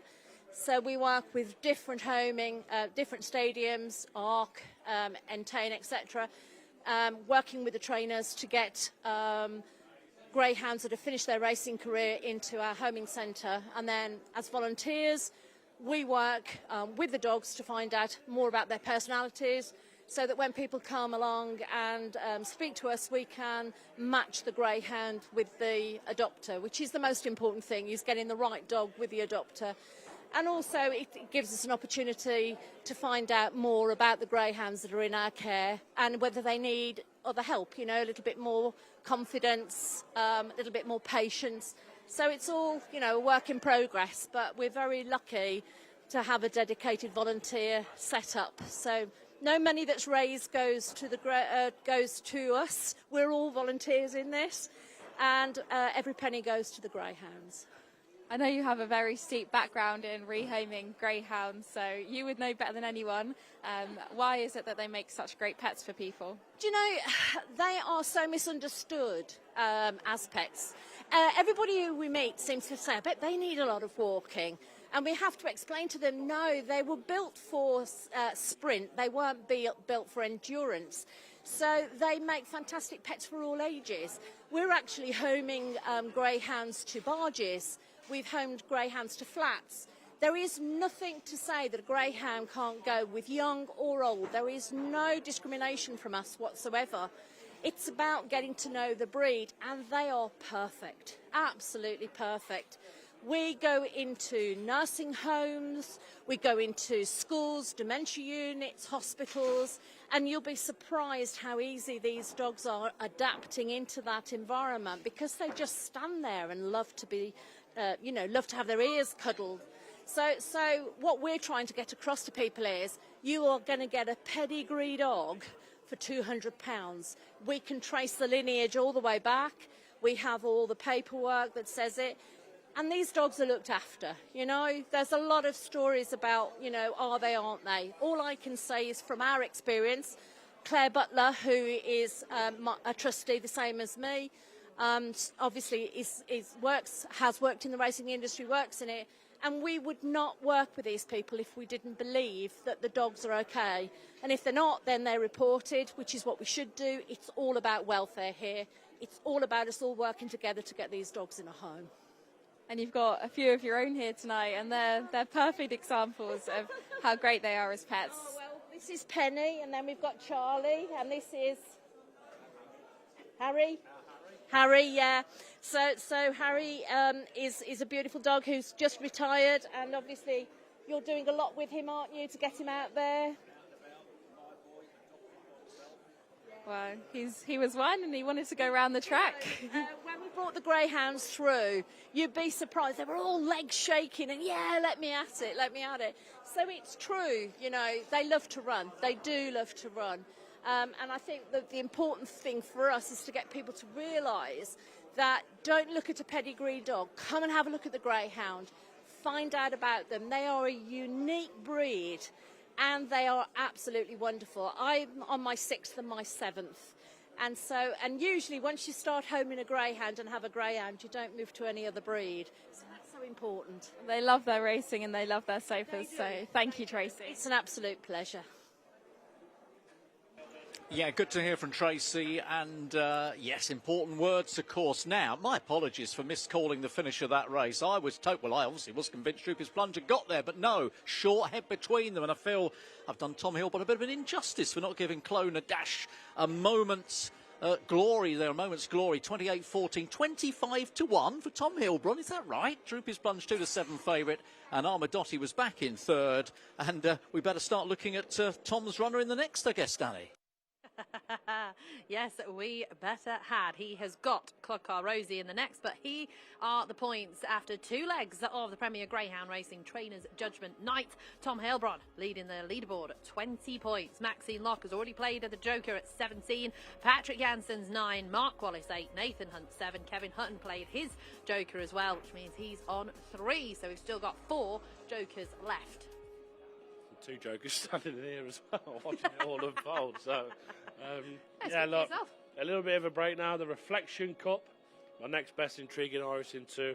I'm sure Tom's going to nab me with Toddy Sunder Lay. and win in 6 again, as he did last week with Cavero at Romford. But you wouldn't put it past Tom having another winner, would you? No, absolutely not. He's got Clodcar Rosie here, who's been an Open semi-finalist 3 times, 2 of those in Ireland. So she's a nice type in the white jacket. This is the the Reflection Cup trophy presented by Phil Weaver, apparently. £500 and a trophy for the winner. Right, we are going to be heading over to the far side as well for 660 metres. All bitches lining up here. I thought it was a bit, well, it is a bitches race, but not officially, if you know what I mean. Right, they're going out on parade. Trap 1 is going to be Champy's Girl once we get them organised. You know what? I love how smart the white jackets are. You know you've got to have a good racing when the white jackets come out at whatever track you're at. It just doesn't take a lot to look presentable, does it, Danny? No. Do you know what I mean? Like, you know, Oh, it does for you. It took you a while tonight, didn't it? Football. But yeah, it doesn't take a lot to look presentable. You know, little things go a long way in this sport. They do. Champy's Girl is the Cesarewitch semi-finalist for Ellie Field, and the Gaffer Syndicate. Yeah, I was behind Camp Parachute last time by 7 3/4 lengths. A lot to do to reverse that form. Intriguing Iris, the next best here for Joe. Unexposed over 6 bends with only the 3 starts. Yeah, I think this will bring out the best in her, Danny. I think this is what she needs, a good old gallop. Trap 3, Clodcar Rosie, Tom Heilbron looking to make it 5 on the bounce. Open semi-finalist 3 times and 2 of those in Ireland. Yeah, been expensive to follow for Tom, but roll her out of your barrel. Camp Parachute is 3 from 17, but has got a good record over course and distance for Paul Harms. And local runner, that could be key in a race like this. You know, a local performer, stays well, is a big player. Hurry Up Hollywood in Trap 5. First go over 6 bends, but I thought would suit with the 4-bend run style. Yeah, it's got a little bit to do. This is a decent race for Hurry Up Hollywood to start her campaign over 6 bends, but if you don't try it, you'll never know. Indeed, and 6 Toddy's Thunder nabbed your nap on the line last week on the show. It was a belting effort from her. You know, when she wants to stay. Yeah, it was, and she stays this trip well. Again, the galloping track should really suit Toddy's Thunder. So yeah, she's a big player in this, but a good race. This Intriguing Iris out to 4-1 with Bet365, 7-1 Champions Girl, 2-1 Clodcar Rosie. Joy favourites now 2 and 4 Camp Parachute, bigger 5, and Toddy's Thunder 130. Good race on with 2. I'm all over 2. I just think that this is a trip that she needs. She went to Romford. She was finding loads of trouble, Danny, over the 5.75, and she was staying on really well. And I just think that this can bring the best out of her. She's got the ideal dog in 1. Champions Girl, she should really clear. I think at 4-bend speed can take her far enough clear here, and if she does, I think she's a big player. Okay, so Intriguing Iris, one of the biggest selections of the night for Keneally's Crackers. Let's get one on the board. Joe, Darryl, who do you fancy? Well, I actually fancy Camp Parachute a little bit here, Trap 4, Danny, but I'm guessing here Tom Heilbron supporters are a little bit torn as to how to play, because we got Clodcar Rosie, who was as big as 7-2 earlier in the day, is only 2-1 now. That makes a lot of sense. Emily's Nap, of course, as well, and I bet she should be hitting peak form out of season. That season date at the end of November, so she really should be coming to her own. First run round here, but also Tom Heilbron runs the very well drawn Toddy's Thunder on the outside, the only wide runner, of course, who did come good. That was a first win in 9 when winning that Romford race last week. Got to the second round of the Ledger last autumn. Second run over the track and trip here. Camp Parachute will be looking for the inside, of course, from Trap 4. 39.93. That was a big step forward. Biggest, fastest time of the year so far. 2 wins from 4 over the track and trip for the Harms runner here in Trap 4. Elsewhere, Champy's Girl in Trap 1 ran in the first round of the TV Trophy. We'll show you that later, of course, that final with Mongi's Wild. Ellie Field runner was also Cesarewitch semi-finalist even in Trap 1. Intriguing Iris will probably be moving off from Trap 2. So there's a few dogs here who are not perhaps ideally birthed for this Reflection Cup. I guess we're all reflecting on what's happened in the first 4 races tonight. I can hardly believe that we're sat here in, well, it's almost Tom Heilbron's world, isn't it, tonight? We're just a part of it. But, wow, 4 out of 4 if you've just joined us here and gone to the dogs live from Perry Barr.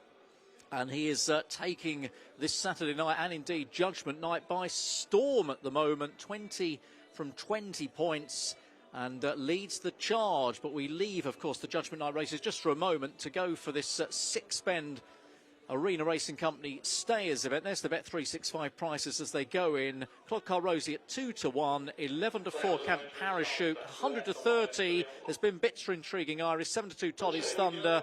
It is 6-1 Champions Girl, and 22's Hurry Up Hollywood for John Lamb.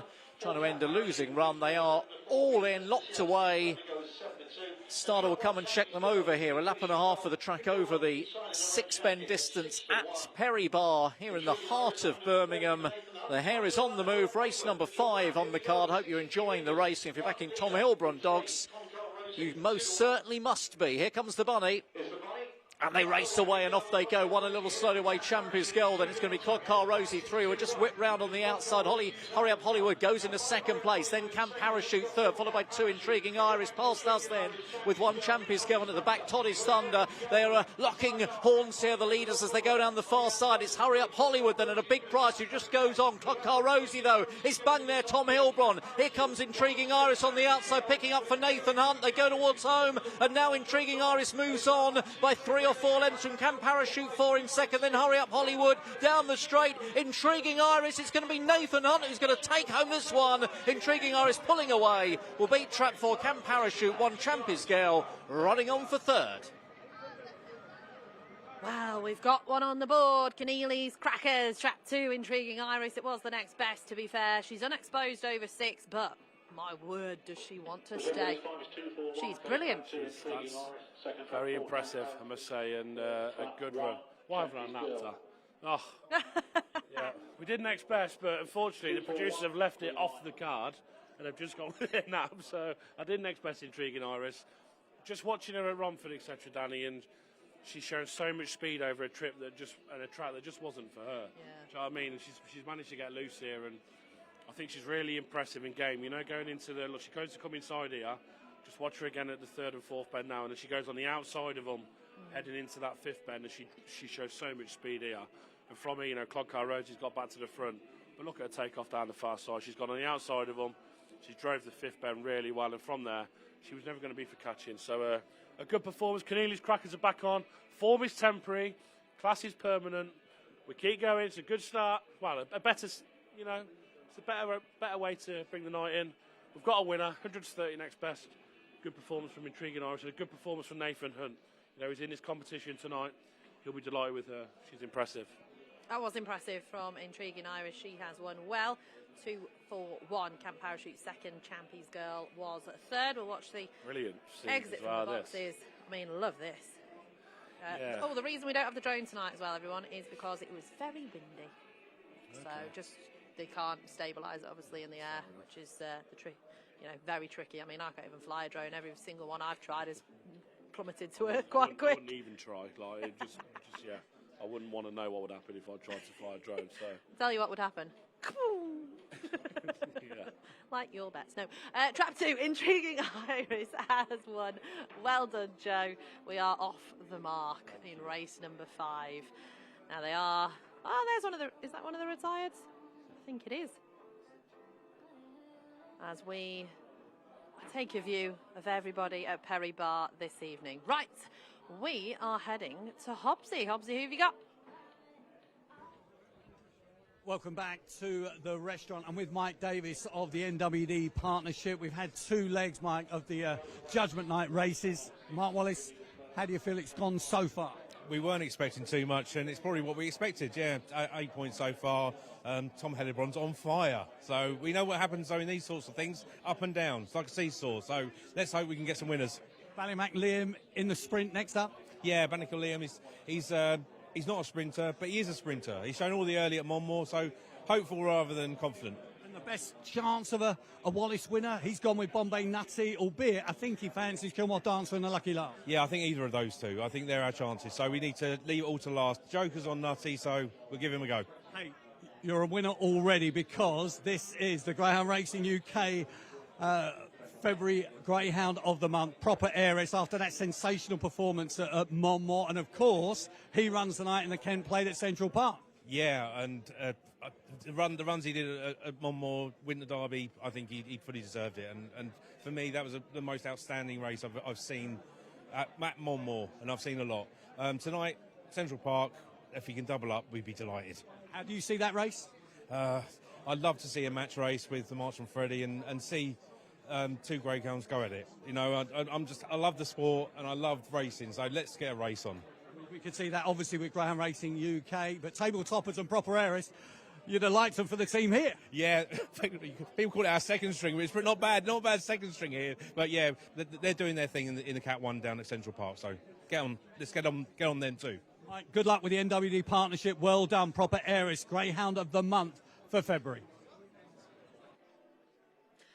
Super scenes once again on the podium with all the kids getting involved and the greyhounds getting all the love they deserve as well. They're just so, you know what I've found with greyhounds is they are a lot softer and more cuddly than you think they're going to be. Yeah, they're big, aren't they? And, you know, that puts people off. But when you see them and you get up close to them, they're just like big, muscly teddy bears.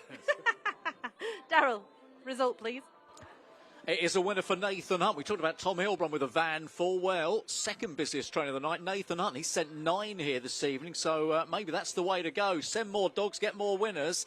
39.92, the winning time. That is one spot inside Camp Parachute's previous best for the year. So quickest time of the year. Intriguing Iris, 39.92, 100 to 30. What a Joe. Good selection. Camp Parachute, 11 to 4 second. Champions Girl, Trap 1 in third. Cracking next best selection from Joe, Intriguing Iris at 100 to 30, and this girl's got a future over 6 bends. She's recorded a good time, and she looks nice. Yeah, she does, and lovely blue bitch as well. You know, Yeah. they're so picturesque, aren't they? You know, they really are. So yeah, Emily's with connections. A good winner, Emily. Thank you, Joe. Certainly was a really good winner. And Intriguing Iris in the Reflection Cup. Of course, Nathan is getting the next one out for Judgment Night, so I'm going to have a quick word with Lacey. Nice to have a winner on the night, and that was very impressive. Yeah, really impressive. Nathan trialled her in the week, and she did, 28.18 over 4 bends.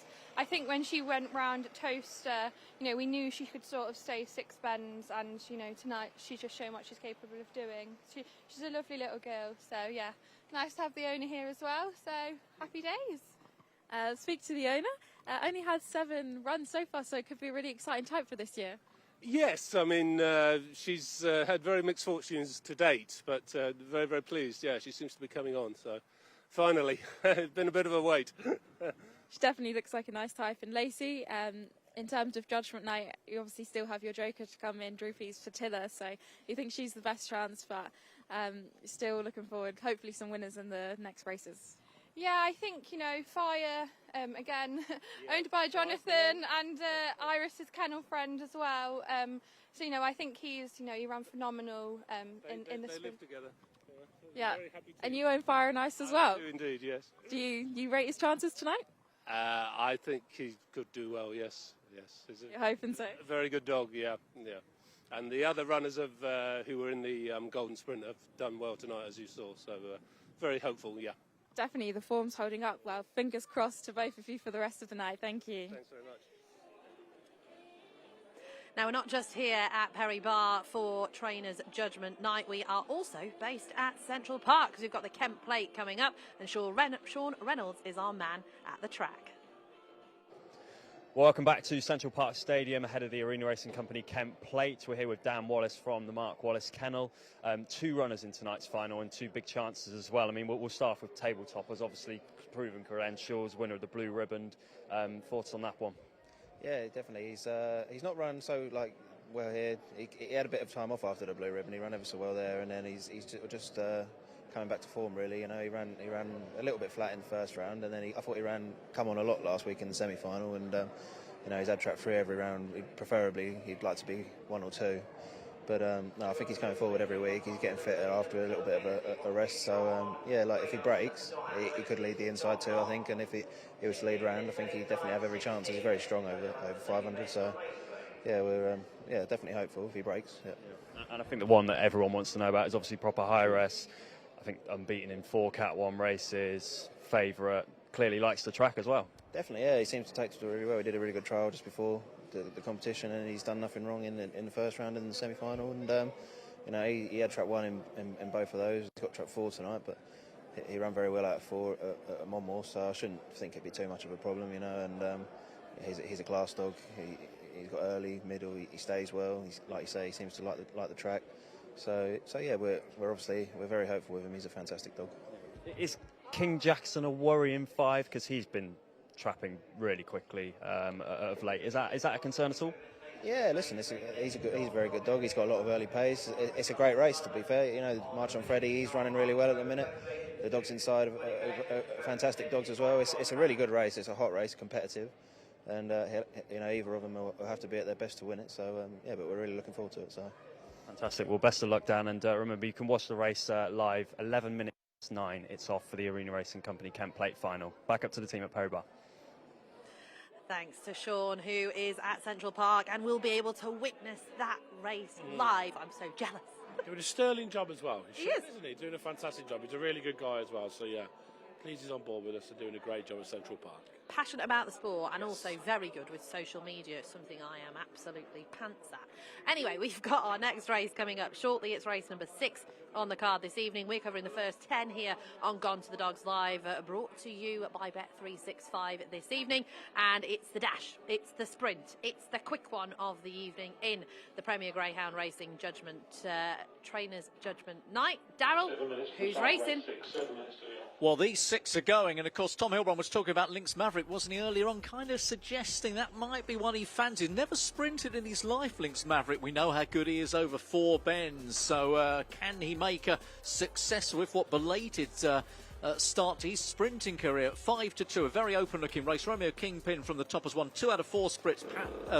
Pat Jansen needs a winner, doesn't he? Fire and Ice at 5-2, ran well in the Golden Sprint last week, of course. 100-1 for the Derby, by the way. Coppice Ronnie is 12-1 for Kevin Hutton, who's been a regular sprinter of late. Tully Murray Dillon is your proverbial regular sprinter for Maxine Locke. Loves running around Romford in particular, of course, at 14s. And Ballinacil Liam for Mark Wallace, who clocked 15.96 in the trial. That is just a few spots behind the best of the year. Very much looking forward to the dash as the Greyhounds come out on parade for our 6th race and the 3rd in Trainers Judgement Night. Who you fancy? I'm with Ballinacil Liam, but this is a Romford 400-metre race, not a Perry Barr 275-metre race. There's only one sprinter in here, genuine sprinter, Tully Murray Dillon. The rest of these, you could really probably put Coppice Ronnie in that. He just doesn't stay 4 bends at all. Fire and Ice, fantastic second last week in the Golden Sprint at Romford. But yeah, this is a cracking race, intriguing race, Danny, because like we say, they're all more like 4 bends, short 4 bend dogs. Your Romford, your Oxfords maybe, you know, that kind of trip. But there's one genuine sprinter here, Tully Murray Dillon. He's got to come away flying. He's a big price. But yeah, we'll go through the parade now. Romeo Kingpin in 1. Is twice a Cat 1 semi-finalist and was the Irish Produce Stakes finalist as well back in the day for Patrick Jansen. Yeah, good trial, 16.05. You know, that's a good run. We've seen Madabar Pet go a little bit quicker earlier, but 16.05 not to be sniffed at. Fire and Ice, runner-up in the Golden Sprint, Puppy Cup winner, classic finalist. He's got a bit of a CV. Just ever so consistent, Danny. You expected to get some decent points here for Nathan, wouldn't you? You would. Lynx Maverick, just one word next to his name, superstar. Yes, he is. He's a fantastic ground, been brilliant dog for connections. He's coming here without a look. Madabar Peg done the same. It might work out for him, you know, the different boxes, different trip. Might just bring the best out in this old boy again. Track 4, Coppice Ronnie was the Produce semi-finalist last year, 6 from 18 as well. Yeah, was behind Ballinacil Liam in that trial. You know, he's got that to reverse. He's also got a lot of speed to contest with here. This is a big ask for Coppice Ronnie. Tully Murray Dillon, solid grader over 4, but is an open sprinter. Yeah, he's got a lot of speed. He loves Romford, the 2 bends at Romford, you know, that short, sharp run. You know, he's gone to Monmore and done well at Monmore as well. This is a good race for him to be in. And Ballinacil Liam, 3 from 4 in Ireland and did reach the final of the Puppy Derby. Yeah, and I still think connections are learning about this ground. You know, he's only 4 runs in the UK, made the final of the Puppy Derby. You know, ran a big race when leading in a trial stakes, Romeo Tomcat. Look at what he's been in with. Romeo Tomcat, Droop is Aladdin, Headford Dane. You know, the top class puppies there are about in the country. He's been in with these, Ballinacil Liam. He's in a good race here. I think he's got a lot of speed. He's going to learn to trap. And when he gets it all together, Ballinacil Liam, I think he'll stay further than this, but I wouldn't be surprised to see him pick up a few sprint races along the way. Well, they are about to march towards the far side of the track here at Perry Barr. Welcome along to Gone to the Dogs Live. This is Premier Greyhound Racing Judgment Night, and it's the dash this time. Everybody alert, everybody keen, and I'm very much looking forward to seeing Lynx Maverick for the first time over 2 bends. That's the intriguing runner in this lineup for me. I mean, I love Lynx Maverick. How could you not? He is, 31 from 47. Absolutely unreal. He's a bit all or nothing, though. You go 31 from 47 in 1 second. Yeah, that's the dog he is, you know, and that's an amazing stat when you think about it, isn't it? Yeah. Like, basically, if he doesn't lead, he ain't going to be there. His toys out the pram. He's not going to be there. So, yeah, that's a very intriguing stat, because you'd imagine a lot of races where he has led just maybe being picked up.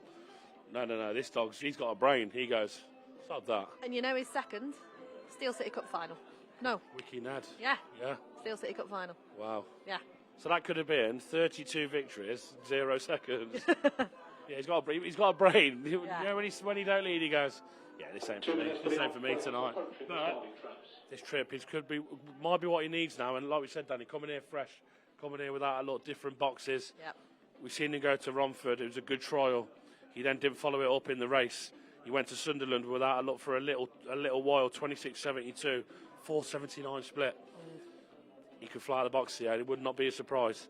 And wow, what a start that would be then for Tom halfway through. 30 points. Unbelievable. Do you think he's got a chance, Daryl?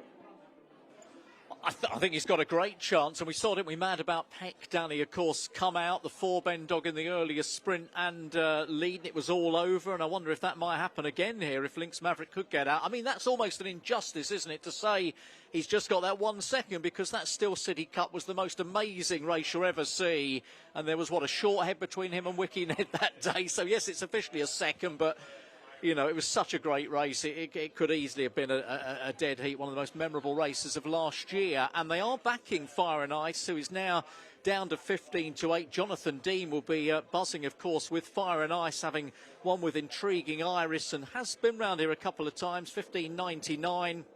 Romford Puppy Cup winner, ran well in the Golden Sprint, as we know, last week. Semi-finalist up in the Scurry, so got a bit of local course and distance form. Romeo Kingpin is on the drift now, if I can say it. Romeo Kingpin at 100-30 from 11-4 for Pat Janssens. We've got 8-1 about Coppice Ronnie, who's been a regular sprinter. Maybe that's been the prep for Kevin Hutton for a while for this greyhound, thinking about this race perhaps. Tully Murray Dillon is still a big price at 12s. Ballinakill Liam is so unexposed and is 3-1 for Mark Wallace on the outside, who was a Puppy Derby finalist, of course, at Monmore just a matter of a couple of weeks ago. Right, they go in. We are nearly ready for the dash. This is race 3 of Premier Greyhound Racing Judgment Night. They're going to send Fire and Ice off as favourite. 15-8 chance in the market. It is 3-1 Ballinakill Liam. Bigger prices the rest. 275 is the Scurry trip. The starter has waved the flag. The hare is on the move. Who's going to get first run here? Maverick's in 3. Fire and Ice is in 2. Here comes the hare. Race away, and Maverick broke on top, but Fire and Ice has got much better early and moves to the front now for Nathan Hunt. They go to the corner. Here's Ballinakill Liam on the outside for Mark Wallace, and they break away from Tully Murray Dillon in third. Down the straight, Fire and Ice on the far side, Ballinakill Liam on the near side. It's Fire and Ice on top. That Golden Sprint form is looking better by the moment. Third place went to Romeo Kingpin, and they were clear. 2, 6, 1, 5, 4, 3 was what I saw. Fire and Ice, though, what a run. Another really good race, Danny. Oh, yeah. Competitive, and, you know, he's run a big race, Ballinakill Liam. He's just at the start of his career. Fire and Ice now. He's coming into his own. We know how fast he is. I thought Lynx Maverick come away. Yeah. You know, maybe he just took a false step after a stride, because he come out in front. The first jacket we saw was 3, Danny, but just maybe took a little bit of a false stride there, and then you're looking for Ballinakill Liam to straighten up. Yeah. I thought he was going to lead into the bend and chop the bend. He hasn't managed to do so. And yeah, from there, Fire and Ice has shown fantastic speed into the bend. I thought here, Ballinakill Liam, he's going to chop round. He's just going to be in front. He just allows Fire and Ice to stay on his inside. Just give him a little nudge off the bend and say, by the way, mate, you ain't getting by me. You know, and he's railed really well, Fire and Ice, and that's what's won him the race. Yeah. Ballinakill Liam straightened up. He's run a big race in defeat. He's been beat, half a length in the end, 3 parts of a length. But a great performance for Fire and Ice. More crucial points, but a big 7 for Mark Wallace in defeat. Romeo Kingpin, 5 points for Patrick. You know, disappointed to see Links Maverick finish last in the end. Tully Marie Dillon, a couple of points for Maxine. She's in a strong position. Now it starts getting closer, but 10 more for Nathan. Superb run from Fire and Ice. It's now 12 from 24 in his career, this lad. Balnakill Liam, once he gets going and once he learns how to gather himself and not run so wide off the bend, he's going to be a force to be reckoned with. He will. He's been chucked in at the very, very deep end since he's been over here. Yeah. You know, and like we said before now, Danny, you can also add now a second 3 parts of a length, half a length, whatever it was, to Fire and Ice. That's not a bad makeup for a dog. You know, he's yet to win a race, 2 seconds on there, but he's got a bright, bright future ahead of him because he's in the right hands. You know, he's in the right hands there. But take nothing away from Fire and Ice. We said 12 from 24, Danny, 7 seconds again. Always in with the best dogs. Yeah. You know, so to be able to do that, in with the very best all the time, is a testament to the greyhound. And look, there's still so much more to come from him. He's in October 22. I know. So who knows what the future holds of Fire and Ice over different distances. That's the key. The versatility, the sprints, the 4 bends, the short 4 bends, the extended 4 bends, your Sunderlands, your Oxfords, etc. Any trips brings out the best in this dog. And he looks like a really happy little soul as well. When you see him, he looks like a very chilled dog, which most of the top contenders are, to be fair. They're not usually head cases, which you can get a few because greyhounds, you know, they're all unique. Lacey and Nathan, they're a crack team as well at the moment, aren't they? They seem to be working well together. 2 good guys, you know, 2 really good guys at the sport. Nathan, a great lad. Lacey, she's a lovely girl. You know, we've known them now for a few years, and just a credit to the sport. She really is. She's doing a fantastic job with Nathan. You know, changed her life, moved down to Cambridge Way to be with Nathan. They're a great team, and they're getting results as well, so fair play to them. They are. Fire and Ice, 50% strike rate, and what a CV this lad's already got. As we said, runner-up in the Golden Sprint, Puppy Cup winner, classic finalist, just unbelievable lad for Nathan Hunt. Darryl, what's the result? It is Fire and Ice who's won it, and won it nicely in the end. 16-11, a little bit slower than the earlier sprint run, but it won't matter as far as the points are concerned to Nathan Hunt then. 15-8 favourite. Balnakill Liam 3-1 in second. Mark Wallace scoring well there. Romeo Kingpin was back in third at 100-30. I haven't seen the confirmed points at this stage, Danny, but I think the leading 3 protagonists are the 3 newbies, if you like, in the competition. 21, Maxine Locke 20, Nathan Hunt 17, Mark Wallace 15, Patrick Janssens 14, Kevin Hutton not probably having the night he thought he was going to. No, but this is now business end, Danny. We're halfway through. You know, and then once we got off to that great start, the big ones, the Patricks, the Mark, they're just lingering in the background, waiting to pants. And we see there Lacey with the dog. It's a lovely scene, you know, a brilliant performance from him. He's getting all the kudos that he deserves because that's a great run. You know, we'll get a well-deserved drink now and we'll hear from Connections in a minute. But a brilliant performance. But yeah, they're all just lingering now in the background, just waiting to pounce for that one winner that they need. She'll back up that leaderboard. Look at that little face. I don't mean Lacey's. She's buzzing. Nathan's buzzing. And Fire and Ice. Wants to turn around and see his owner's shirt. I think he's probably scared him. He's a gorgeous little boy, and these are the scenes, you know, that need to be posted everywhere. Yeah. Because we love our dogs, you know, and you can see that in the way that this lad is looking at Lacey and how Lacey's he's just not stopped. Absolutely, she's just not stopped giving him the love and attention that obviously he deserves. But super, I mean, those ears.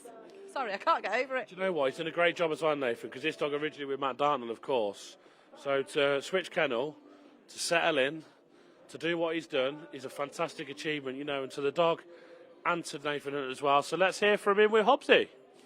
Very much, Joe. Nathan Hunt, that's fantastic. You're off the mark and into 3rd place in Judgement Night, which is great for you. Yeah, it's great. Yeah, obviously nice to get a winner on the night. My first ever time appearing in the Judgement Night. So yeah, really pleased for a winner. Nice quick fire double. Obviously the bitch in the last, you know, same owner, trainer combination. So yeah, really pleased. Obviously Jonathan's travelled up from London, so really pleased for him. And yeah, 2 really good performances, both from Trap 2.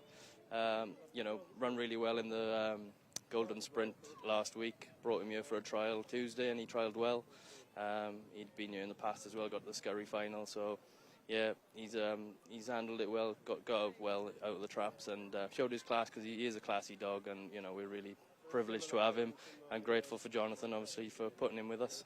Absolutely. And glad you accepted the invitation to be part of Judgment Night? Yeah, I couldn't turn it down, really. I mean, I would have come here with a team of graders just to take part, but thankfully the 6 that we've got tonight, you know, they're there on merit, they're good dogs. Obviously, we're up against it, of course, but they're good dogs themselves, so, you know, anything can happen on the night. Hopefully, you know, if we get another couple of strong performances, you never know. You've got your joker to come as well. Yeah, it was a toss of a coin between him and her. Obviously, easy now to say that. Pressure's on her now. Yeah, but she's been a good bitch for us. She was a good bitch for last year for us, and felt probably she deserved to carry that pressure anyway. She doesn't know it, but yeah, hopefully she can pop out and get around the bend, and then, you know, as she's shown in the past, she's hard to pass then. Absolutely. I'm delighted for yourself and Lacey, Nathan. Well done. But Jonathan, I mean, as I said to you just a minute ago, I think this dog deserves it. You know, ran a great Golden Spring campaign, finishing second. Yes, well, it would have been better last week, of course, in terms of the prize money, but I'm absolutely delighted to make the trip tonight and come away with 2 winners. It's fantastic, yeah. And maximum points in this particular race for Nathan. Well, yes, I'm here to support Nathan mainly. I mean, you know, the prize money is obviously not much, but it's good to see him making such a good start on his debut, yeah. Brilliant.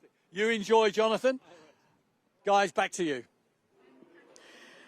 Thanks very much indeed, Hobbsy. We are now going to go to, well, looking forward to the 9/11, which is going to be at Central Park this evening with the Kent Plate, but we're going to look back and see how all the finalists got their position in the lineup.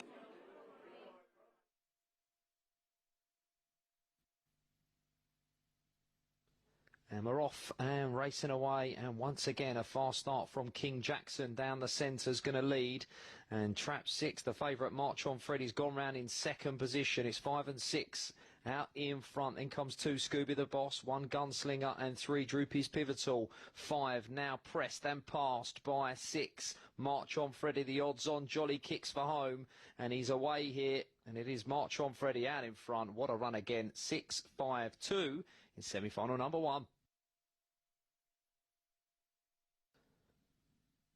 And we're off and racing away. Good start from 3, but here comes the pace of 1 on the inside, and Proper Heiress zips around the turn and is out in front from 2 Queen Shakira. Then comes 3 Table Toppers, 4, 5 and 6 out the back. Proper Heiress 1 to 3 favourite in control here. Queen Shakira gives chase as the inside boxes round in bends 3 and 4, and Proper Heiress, the anti-post favourite 4. This Kent Plate is in control once again. He oozes class. He's a proper greyhound. He is Proper Heiress, and he scores. Full result of race 6, the Premier Greyhound Racing Judgment Night Dash first trap 2, Fire and Ice. I can't wait for this race. Trap 1, Queen Shakira 28, Scooby the Boss in 2 40s, 3 Table Toppers 11 to 1, 4 Proper Heiress 4 to 5, King Jackson in 5 at 9 to 1, and 6 March on Freddy at 5 to 4. We're both tentatively with Freddy. Yeah, I just want to see a brilliant race, Danny. I want to see King Jackson come out, Proper Heiress come away, March on Freddy come away, and let's see who the best ground at Central Park is. If we get that, we're in for a brilliant race. The reason I'm with March on Freddy, I'm not sure we'll get that. So that's why I'm with March on Freddy, but we just want to see the best race, don't we? We do, and we also want to see more from Sean Reynolds. Well, David Mullins is probably responsible for one of the most exciting greyhounds in training right now, March on Freddy, and he's got a fantastic record at this track, David. But tonight's a hot final. It's a tough one. Yeah, this is a red-hot final.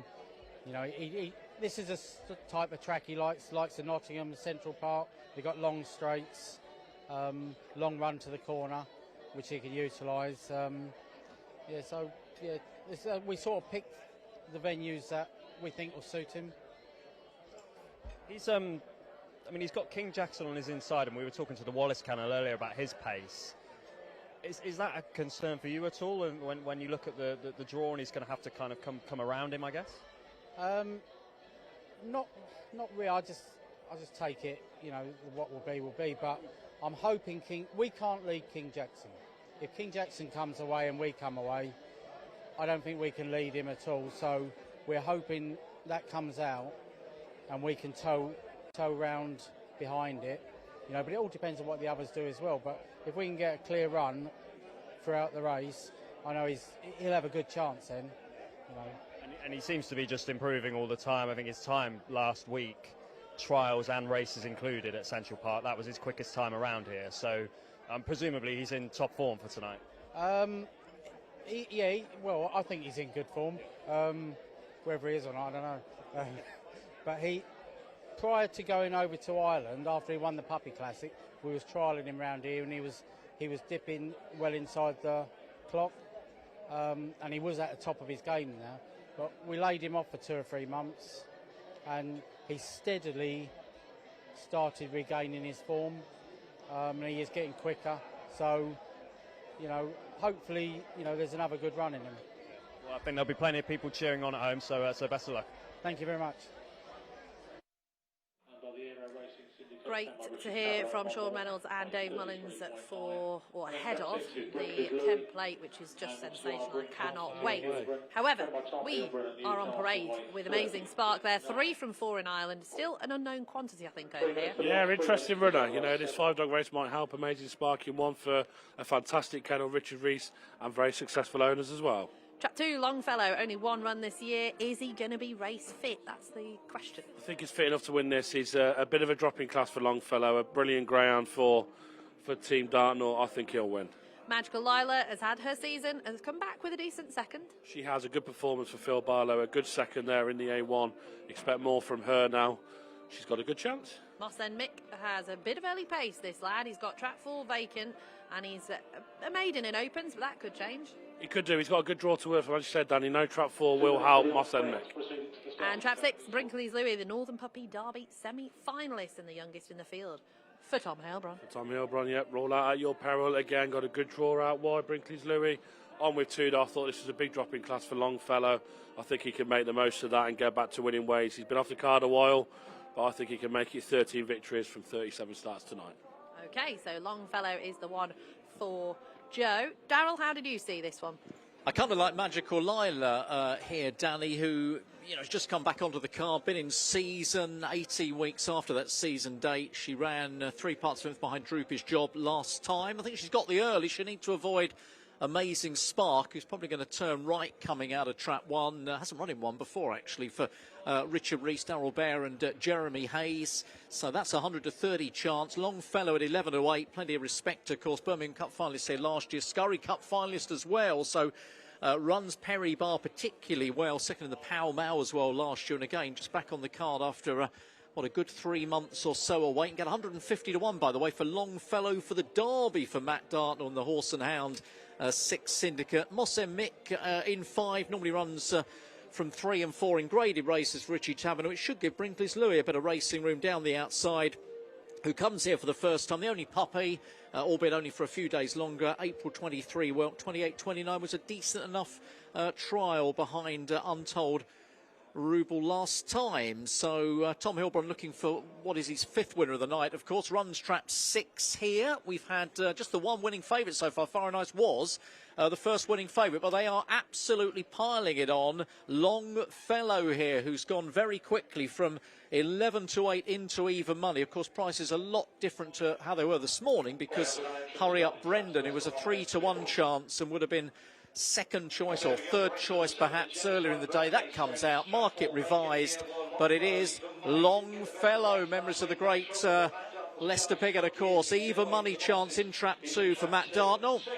Dogs are going in. This is the Janice Wright birthday stakes. We'll probably hear from Janice or see her on the presentation podium after the running of this 7th race. Here comes the hare. Longfellow then. The warm order here for Matt Dartnall. Trap number 2 as the hare spins round. 480 ahead of them. Hare's almost at the boxes now. And we race away. And Magical Lila got away just ahead of Longfellow, who's holding the pitch well on the inside now and grabs the lead. So Longfellow goes on by a length and a half from Magical Lila in 2nd place. Then comes Moss and Mick, who starts to get a little bit closer. 5. Brinkley's Louis next, then 1. Amazing Spark, but the money was down for Longfellow. And Longfellow might have gone beyond recall. Now leads by about 6 coming off the final bend. It's Magical Lila 2nd, then comes Brinkley's Louis. Longfellow, the market spoke heavily. Longfellow still well clear and will take this for Matt Dartnall. Wins well. Brinkley's Louis 2nd and 3 Magical Lila 3rd. Well, he's answered my question. Is he race fit? Yes, he is. He is, and anyone on Hurry Up Brendan in the competition, you have just had a winner because you go on the SP favourite. The SP favourite was Longfellow, so anyone on Hurry Up Brendan, you've had a winner. You're on Longfellow, so well done to yourselves. Had a great performance. We said, Danny, a big drop in class for Longfellow. You look at what he's been in with over the, his 36 starts. This was a comfortable race for Longfellow. He hasn't flew out of the boxes. He's come away, level with 3 Magical Lila, but he's got that initial burst of speed to the bend, that Oxford speed. The 450. I'm going to go out in front. He's done that really well. He hasn't seen another rival. A good performance from Brinkley's Louis in second as well. Stayed on really strongly in defeat. But all about Longfellow. A great performance. He took advantage of the drop in class, and he's done that really well. For the Horse and Hound 6 Syndicate and trainer Matt Darnell. A good performance from Matt. Super performance from Longfellow, 13 from 37, 9 second places, and 6 has run out the clouds, really. Brinkley's Louis to finish second, Magical Lila third, Moss End Mick in fourth, and Amazing Spark, who just didn't quite get out of the box. You can see here, Jinx slightly out of the traps, Amazing Spark, but she's still only had 4 runs, 8 actually, because she's had 4 in Ireland as well, so she's learning. Yeah, look, there's plenty of brighter days ahead for Amazing Spark. There really is. She's found herself in a bit of a deep race there, and when you've got Longfellow on your outside, it's not going to be easy. It's not going to be easy to clear, and just Jinx slightly off the right from the boxes. From there, a racer's ran. She's not going to win, but all about Longfellow. You see him coming up to the winning line, comfortably in front. Didn't see another rival from the first bend. Superb performance from Longfellow, and has won Cosley. I'd like to see the time as well, because that's only his second run back this year, so he's looking very happy with himself. To see Matt on the podium as well. A top guy, Matt. Very, very good trainer. Very shrewd business and very shrewd operator. Yeah. Mr. Darnell and his senior Terry as well. They're a good team. You put Matt in these big races. It's not very often he goes home without a winner. Now, Daryl, can you confirm the result for us, please? Back to odds on, Danny, in the end. 10-11. The money kept coming, didn't it? 28.31 was the winning time for Longfellow, and does it well. Did a 28.04 round here in the autumn, so with another run under his belt, he will get quicker. Brinkley's Louis staying on nicely, as we saw, 11-4 in second, trap 6, and Magical Lila was the third greyhound home, 28.31. A good time, 28.31 for Longfellow in our latest race over at Perry Barr. That's where we are. Gone to the Dogs Live, brought to you by Bet365. I know Emily's going to be doing this interview with the connections of Longfellow. Great to see. If you are having a bet, Danny, just remember we are about 30 seconds behind, we believe. So if you are having a bet at home, just make sure you get your bet on with about a minute to spare, just because we are about 30 seconds behind. So just to be safe, give yourself a minute or so, and just make sure you have got your bet on. Enjoy the nice racing. Of course, gamble responsibly, please do, but enjoy the racing. You can sit back and enjoy this, because it's a brilliant night, Danny, isn't it? And we've got 4 races left to enjoy. We've got 3 here, 3 Judgement Night races, and the big one. What is the race of the night at Central Park, the big final of the Cam Plate. So yeah, this night is raced by so far. It does go so quick when you're having fun, doesn't it? It does, yeah. I mean, I can't believe we're about an hour away from finishing. It's unbelievable. Right, so Longfellow is on the podium. He's got his winner's jacket on now. It's taken a while to just secure that to him, but he'll have his picture taken, and a lot of love with connections. Then we'll be off to Hobbsy, who is going to interview Matt down at the start here for the Horse and Hound 6 Syndicate. Still having a bit of a mare with that jacket, won't stay on, but it's windy. That's why we don't have the drone tonight. If you have just joined us, we do usually have the drone, but it is grounded this evening because the wind is high. What a gorgeous looker he is. Absolutely stunning. So they are having their pictures taken, and once they're finished, we will be catching up with Hobbsy once more. Still alert as well, isn't he? He's still his ears up there and just maybe heard something. He's bounced, he's ready to go. So over to Hobbsy. Oh, here we go, Matt. That's a really good performance. Good to come to Perry Barr. I think he deserved that. It was in the Birmingham Cup final, of course. He's a fast dog in front. Yeah, great dog in front. We just gave him a sort of a lengthy time off in the winter because he's not a winter dog. He wants summer going. Brought him back here, trialled well. Got a rough ride last week, and he's run well tonight. Come out of the boxes, led all, so happy with that. The plan, the Laurels, and gone to the Dogs will be back here for the Laurels final, so hopefully we're going to see him here. Yeah, that was the plan a couple of months ago when we gave him the break, bring him back for the Laurels. 2 races, that's his second race. So we'll go to Laurels next week and hope for a nice draw. Now you played a part in previous Judgment Nights or Trainers' Championship meeting. When you see what's going on tonight, gives you the impetus to go again. What do you think? Yeah, not where I'm at the moment, but yeah, look, we came here a couple of years ago, fantastic night. They really looked after us well, really competitive nights racing. It's nice to see dog people here, real sort of old faces, and yeah, real dog people. And good luck to the 6 trainers. I can't let you go without asking, how's the old man, TD? Yeah, he's good. He's good. Yeah, he's good. He's ticking along. We've only got, I don't know, 15 dogs like races in at the moment, and that's where we're at the moment. That suits us, and you know, we've always got a couple of nice ones. So. And some nice young kennel staff in the building as well as I go to George Sell. Thank you, Matt. Look, part of the Horse and Hound Syndicate, owners of Longfellow, so that was good to watch, wasn't it? Yeah, it was great. He was due a win. You know, as Matt said, he's had a nice break. Usually takes him a race or two to get back into his stride after he's had a bit of time off, but that was a lovely run. You know, if he leads, he's a hard dog to reel in, and that was what we wanted to see tonight ahead of the Laurels, which starts next week. Exactly, and all the syndicate hopefully watching tonight? They will be, yeah, they absolutely will be, yeah, and hopefully a few more of them in person over the next few weeks. Excellent. Right, one last question. You're kennel hand now? I have got a licence, yeah.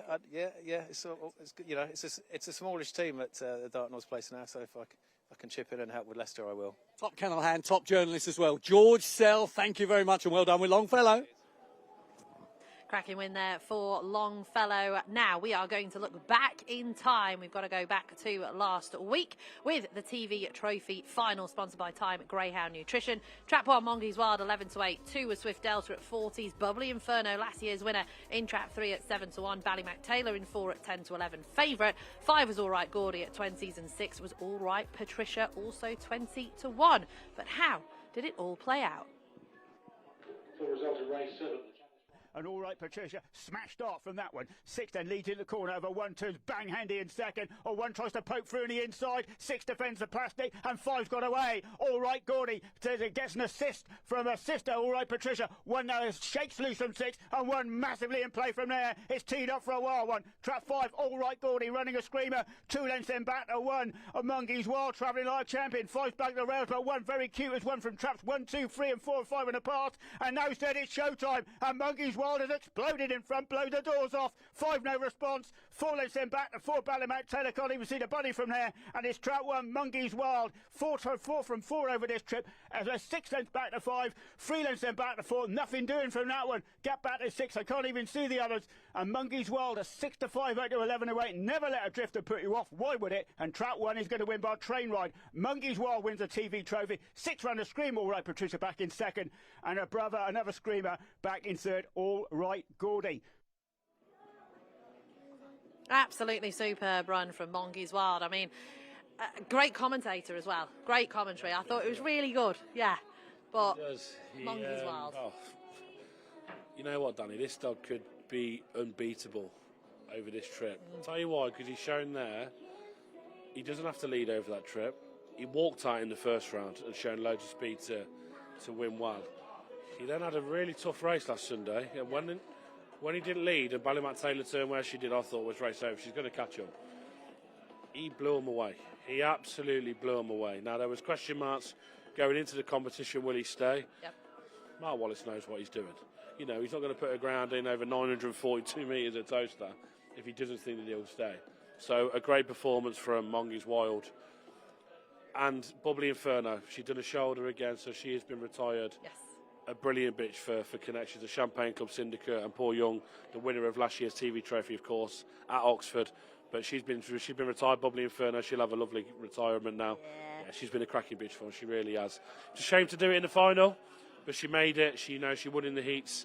She's been a brilliant bitch. But it's all about now Mongeys Wild going forward. He's going to take some stopping over that trip. He really is. The Durando will be interesting on Derby final night. Right, we're going to go back to Hobson. We've got about 5 minutes left. Welcome back to the restaurant, and we're just letting it sink in that Tom Heilbron has won 4 out of 4. But most importantly, as I'm joined by Danny Jordan, the head of Greyhound Trading at Entain, that means that the betting really is been turned upside down. Well, yeah, we priced up the event about a month ago, and no takers at all. But as soon as the runners were made available, all of a sudden, massive deluge on Patrick Jansen to win, 5-4 into 4-5. But after the first 2 races, it's looking good for us, I think. Heilbron, I think we've done a handicap betting, plus 16 on the handicap. It was 25 to 1 outright to win it, so looking good at the moment. But there's money for Jansen's dogs later on in the competition. So we'll see. It's still early days. Now, you're all over greyhound races anyway. Have you got any particular fancies for later in the evening? Yeah, I think Jansen's got Druids. I think that looks a good thing from trap 5. And I think Romeo still, even though it's drawn trap 5, I think he can get across and probably win as well. So Jansen's banging it. I wouldn't write him off right now. Excellent. Right, Paul Willingworth of Entain also with you. Recently announced that the Ladbrokes Golden Jacket's going to be heading to Monmore, which, albeit I think Romford threw their hat in the ring, you just felt the Monmore was the right track for the Golden Jacket? Yeah, we just felt that it gave Monmore a bit of variety. They've got one less Category 1 race than Romford has anyway, so it was a good opportunity to sort of spread them out a bit amongst the track. So we felt it was the right place to run it for this year. Okay. Premier Greyhound Racing Judgement Night tonight, but the way that Judgement Night works, it will be an Entain track next year. Where's it going to be? Give us an exclusive, Paul. Well, we hosted at Hove last year, so we'd be looking to host at Monmore for next year. So there's your exclusive, Monmore for 2026. Excellent work. Right, guys, I'm going to leave you be because we've got more racing upcoming here on Gone to the Dogs. Back to the guys. Thanks very much indeed, Hobbsy. Monmore. We're off to Monmore again. We like Monmore. Well, we like them all, but we like Monmore. Good train to the lights, Monmore. You know, special feeling, isn't it? Special atmosphere.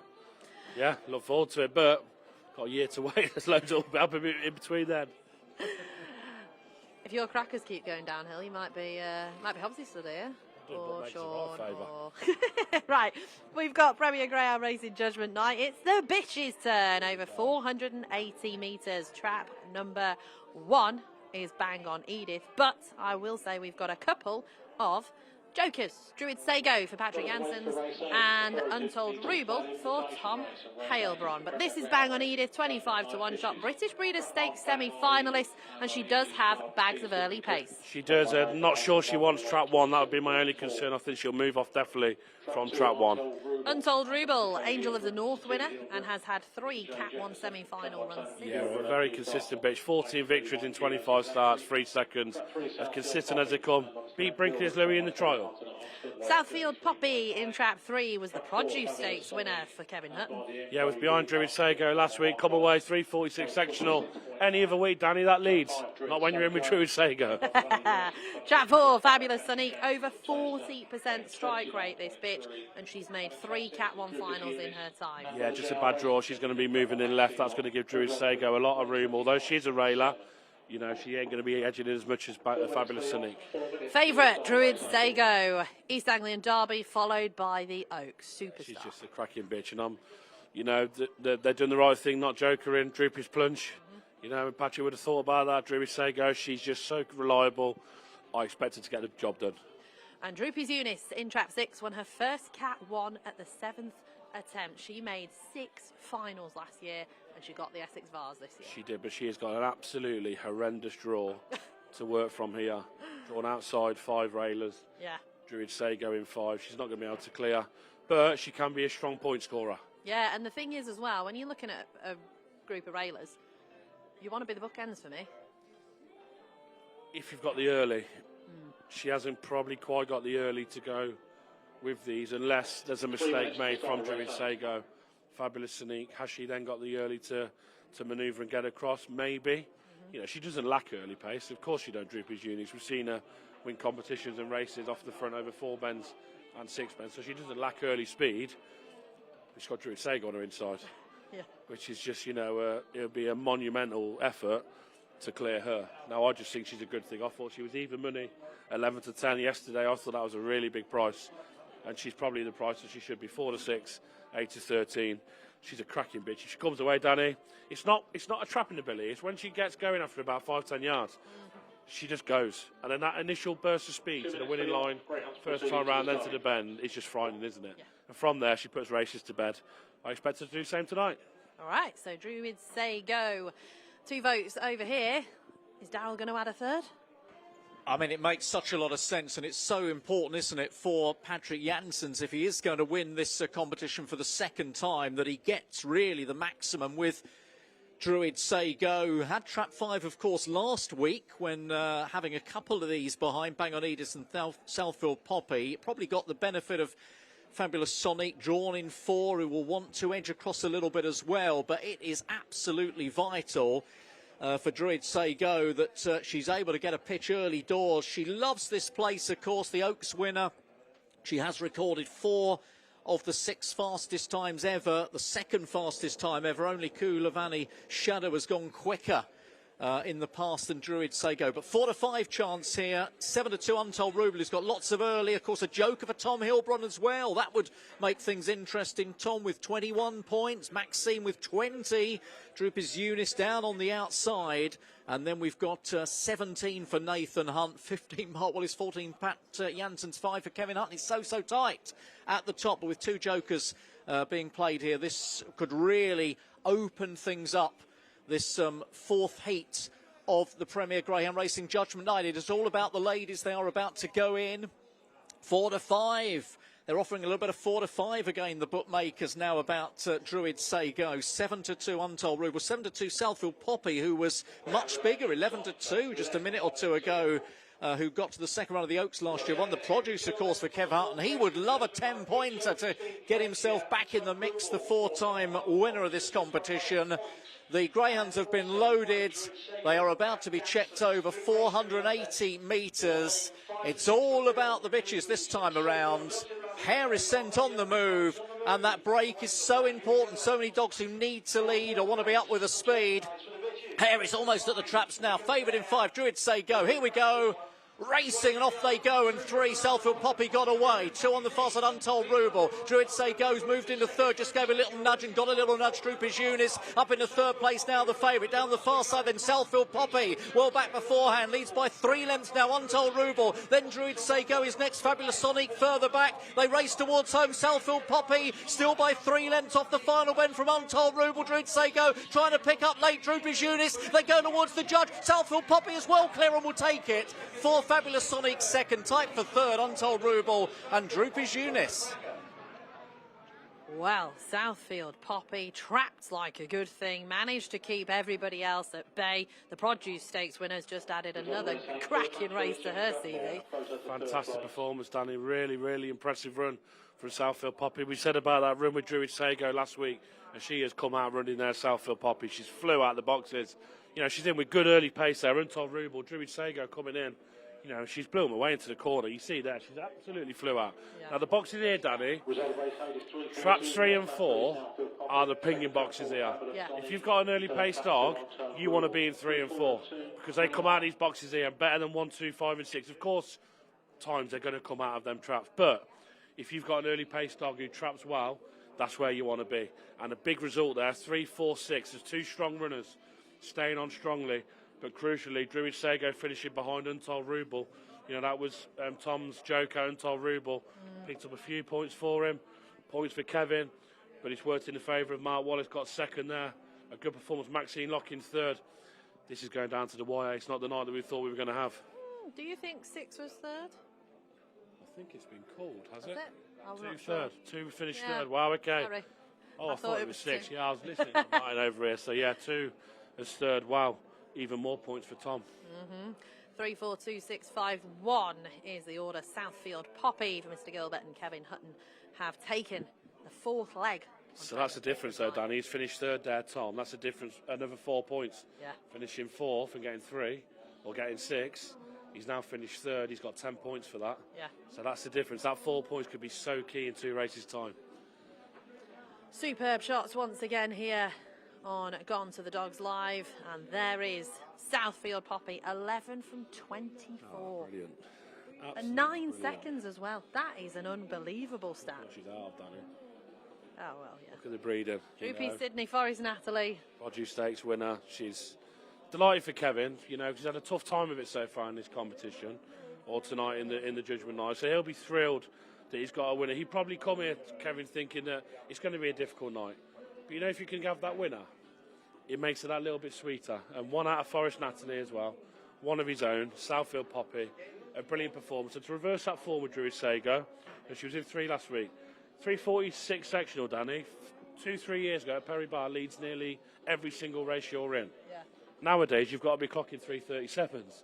You know, it's ridiculous what you've got to be doing now, and you just see the way it's coming. It's on the big screen ahead of us here, and you know, she's flew out the boxes and shown that customary early speed. Produce winner.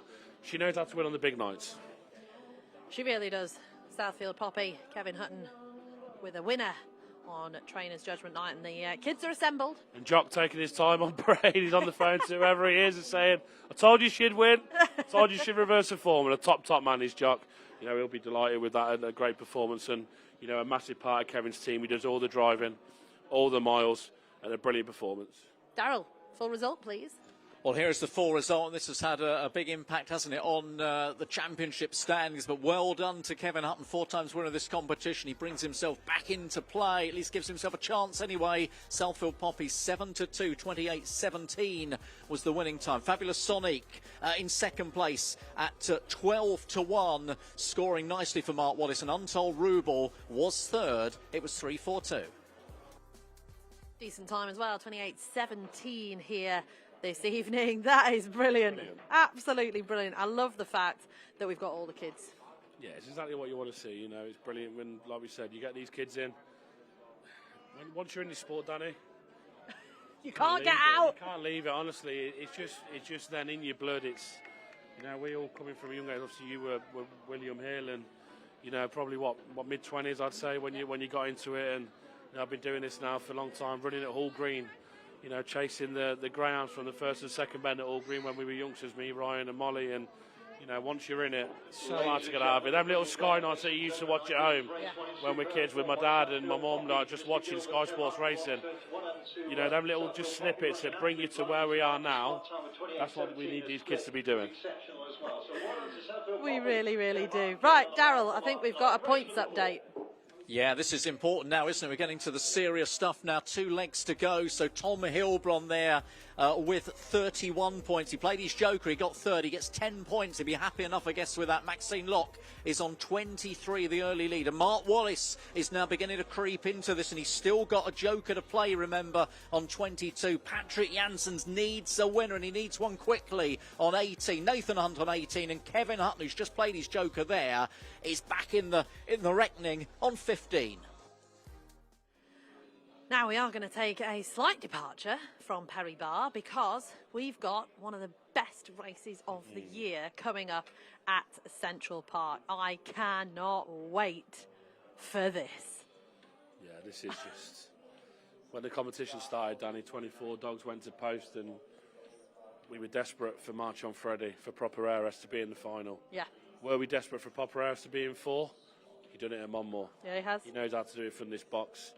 He didn't have table toppers inside him, though, on that occasion. He was in a race there with more 6-bend kind of type, so look, doesn't matter what he was in with that day. Nothing was going to lead him. What we saw him do at Monmore, it was just sensational. Probably the top 3 runs I've seen in the last 4 or 5 years. It has to be what he done. Yeah. But it's a brilliant final. Queen Shakira in 1, a finalist last year. Scooby the Boss in 2, Nathan Hunt. He's had winners here tonight. He's a big price here. Table toppers in 3, blue ribbon finalists, and a winner. Has been backed from 11 and has been backed. Has been a big price table toppers.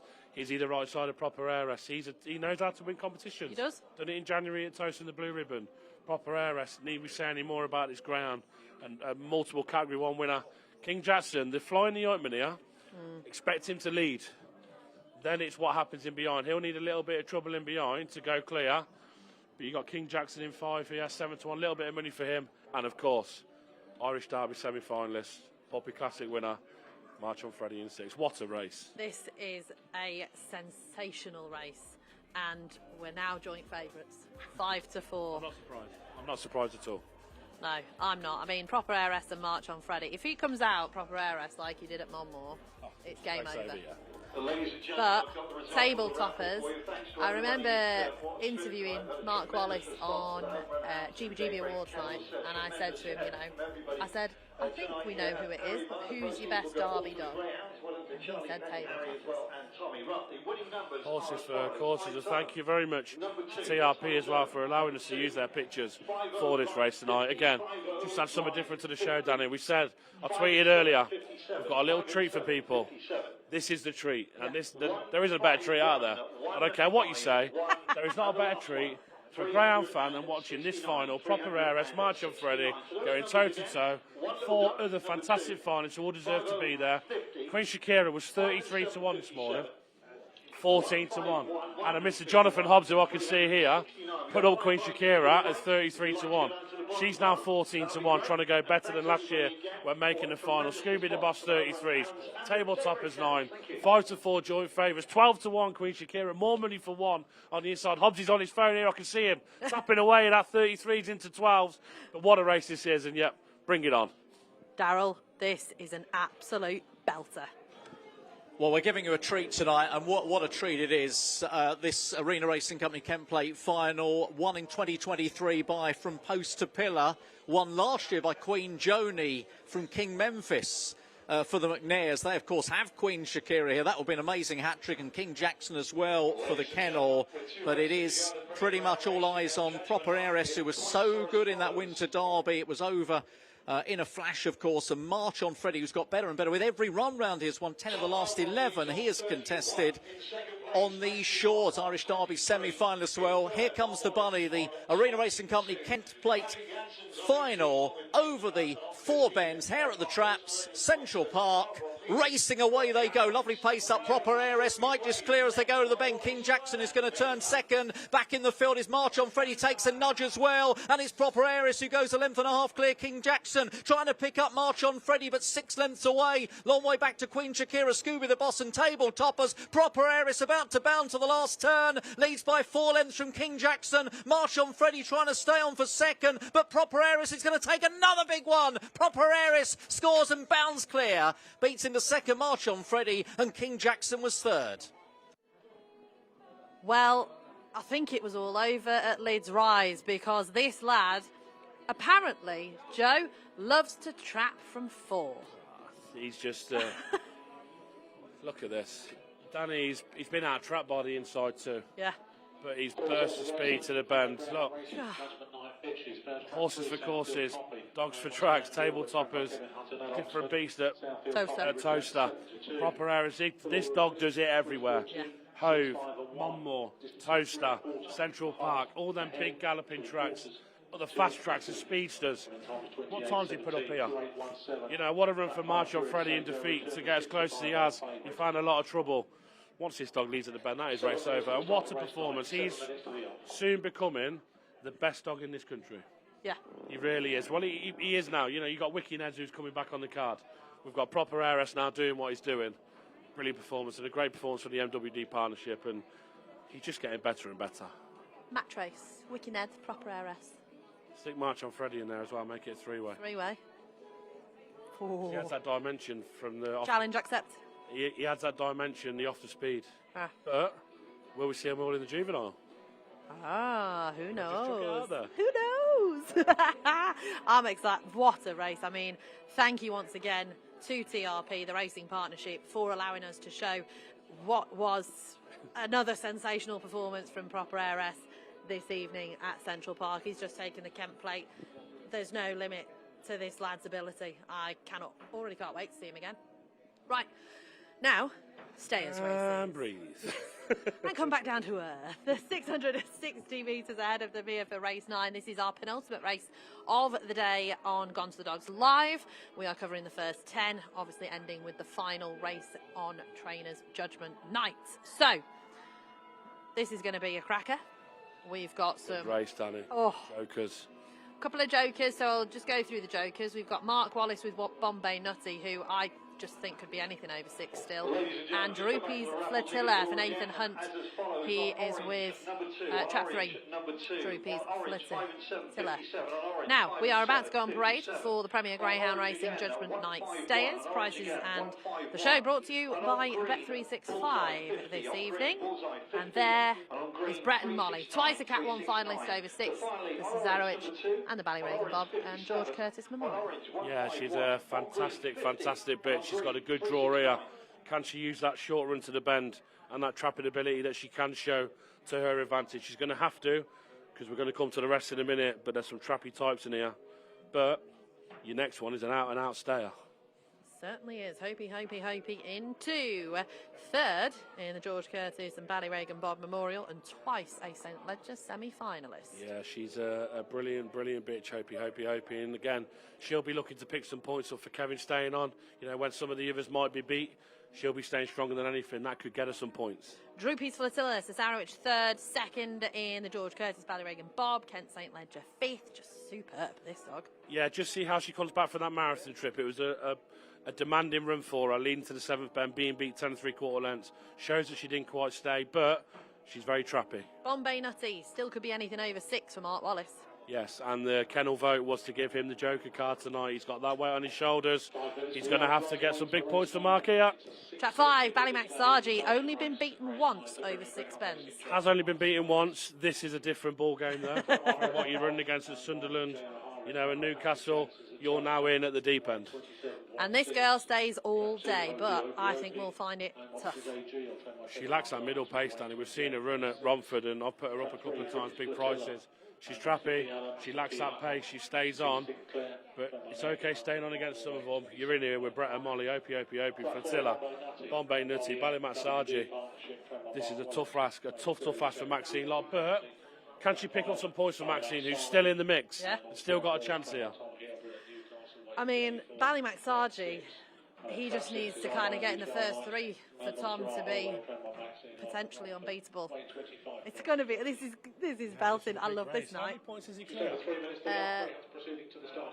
he 8 clear, Tom? 8, yes, 23 and 30. So he can have it wrapped up here after this race. Tom, if you get some points here with Ballymac Sargi, and what a performance, and what a brilliant achievement that would be for Tom and his kennel, but there's a lot still to be done here before that happens.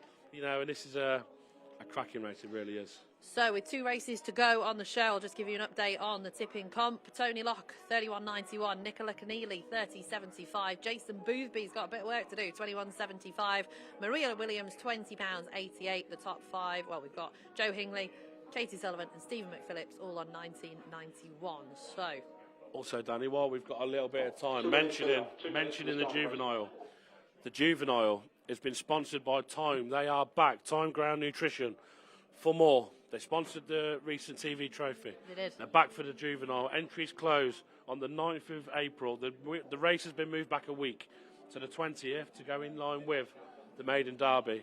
Easter Sunday. Where else do you want to be on Easter Sunday than Toaster Racecourse for the Maiden Derby final? Bocco's Diamond, oh, in the juvenile, yeah. Proper Heiress potentially, Wiki Ned, March on Freddy.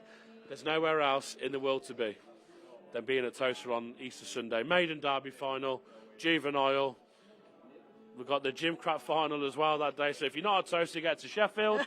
If you're this side, get to Toaster. Support both tracks. But what an absolute double header that is. What a double header that is. Honestly, It's like... Triple header. Can't get any better than that. A double header at Toast. I know. Right, we... Back into Time, of course. Indeed. I am thrilled that Time have got back into the sponsorship of our great guys, game. they're really good people. We had them there last week and they had a really good time at Toast. It was a good day. And do you know what, Danny? You do that for people, they'll reward you and they'll want to come back for more. You know, treat people right. Done that at Toast last week. They had a great day there. You know, looked after them really well. They've seen a brilliant competition, of course. So they're back for more, but let's get back to this. Indeed, let's get back to this race. Daryl, who did you fancy? Well, I'm napping Brett and Molly, of course, and this is kind of Patrick Jansen's last hurrah, isn't it, to try and get himself right there in the mix going into the last leg. Of course, Cesarewicz fifth. I think this bitch runs some of her best races from Trap 1. She's won round here before. But the fascinating thing about this race as they start to back Bombay Nutty is, of course, that Mark Wallace is playing the Joker. Were he to win this, then, depending on really how well Ballymac Sargi goes to Tom Heilbron, Mark Wallace could put himself in a very, very strong position going into the last leg where he's going to field Kilmore Dancer, who is likely to be favourite there. So this is a key race for Pat Janssens, and it's a very key race for Mark Wallace as well. Nathan Hunt plays the Joker on Droopy's Flotilla as well. 20 points would take him well, possibly to the lead. Who knows? It is that close as we go into the penultimate leg. Of course, Tom Heilbron with the points in the book. He had those first two winners, 31 points at the moment, 23 Maxine, 22 Mark Wallace, 18 Pat Janssens and Nathan Hunt, 15 Kevin Hutton. They're about to be checked over. This is the Premier Greyhound Racing Judgement Night stayers. We go 660 metres. Harry's on the approach for the 920. Shorter run up to the corner, of course, over the 660. Not the Ledger Trip, of course. Here's the hare. Race away. Nice start, Droopy's Flotilla. Here goes Ballymac Sarge on the outside. Bombay Nutty's into third place. Brett and Molly getting a little bit closer. Gap back to I'm Only Twilight. Last is Hopey, Hopey, Hopey. A lap to run. Droopy's Flotilla passed by Ballymac Sarge now. Droopy's Flotilla second. Bombay Nutty is beginning to creep into this. Then Brett and Molly back in fourth place, not making any more progress. Ballymac Sarge leads. Tom Heilbron by about 3. Droopy's Flotilla. Bombay Nutty is now beginning to get into this. They go towards the final bend. Ballymac Sarge still ahead. Droopy's Flotilla boxing on them for Nathan Hunt. 2 lengths down to Bombay Nutty. Off the bend, Droopy's Flotilla with a slender lead as they go towards the line, pulling away now. Droopy's Flotilla wins well for Bombay Nutty. Close to third. Might just be Brett and Molly ahead of Hopey, Hopey, Hopey. 3, 4, 1, 5, 2, 6 for me there, and Droopy's Flotilla. Cesarowicz third, second in the George Curtis in Ballyregan Bob Memorial, 5th in the Kent State Ledger last year. Nathan Hunt with a winner, cracking price, sensational run from Droopy's Flotilla. Oh, brilliant, you know, Ballymac Sarge has done all he could. You know, we're thinking, is it over? Is it finished? And then you're watching Bombay Nutty double points, Droopy's Flotilla double points.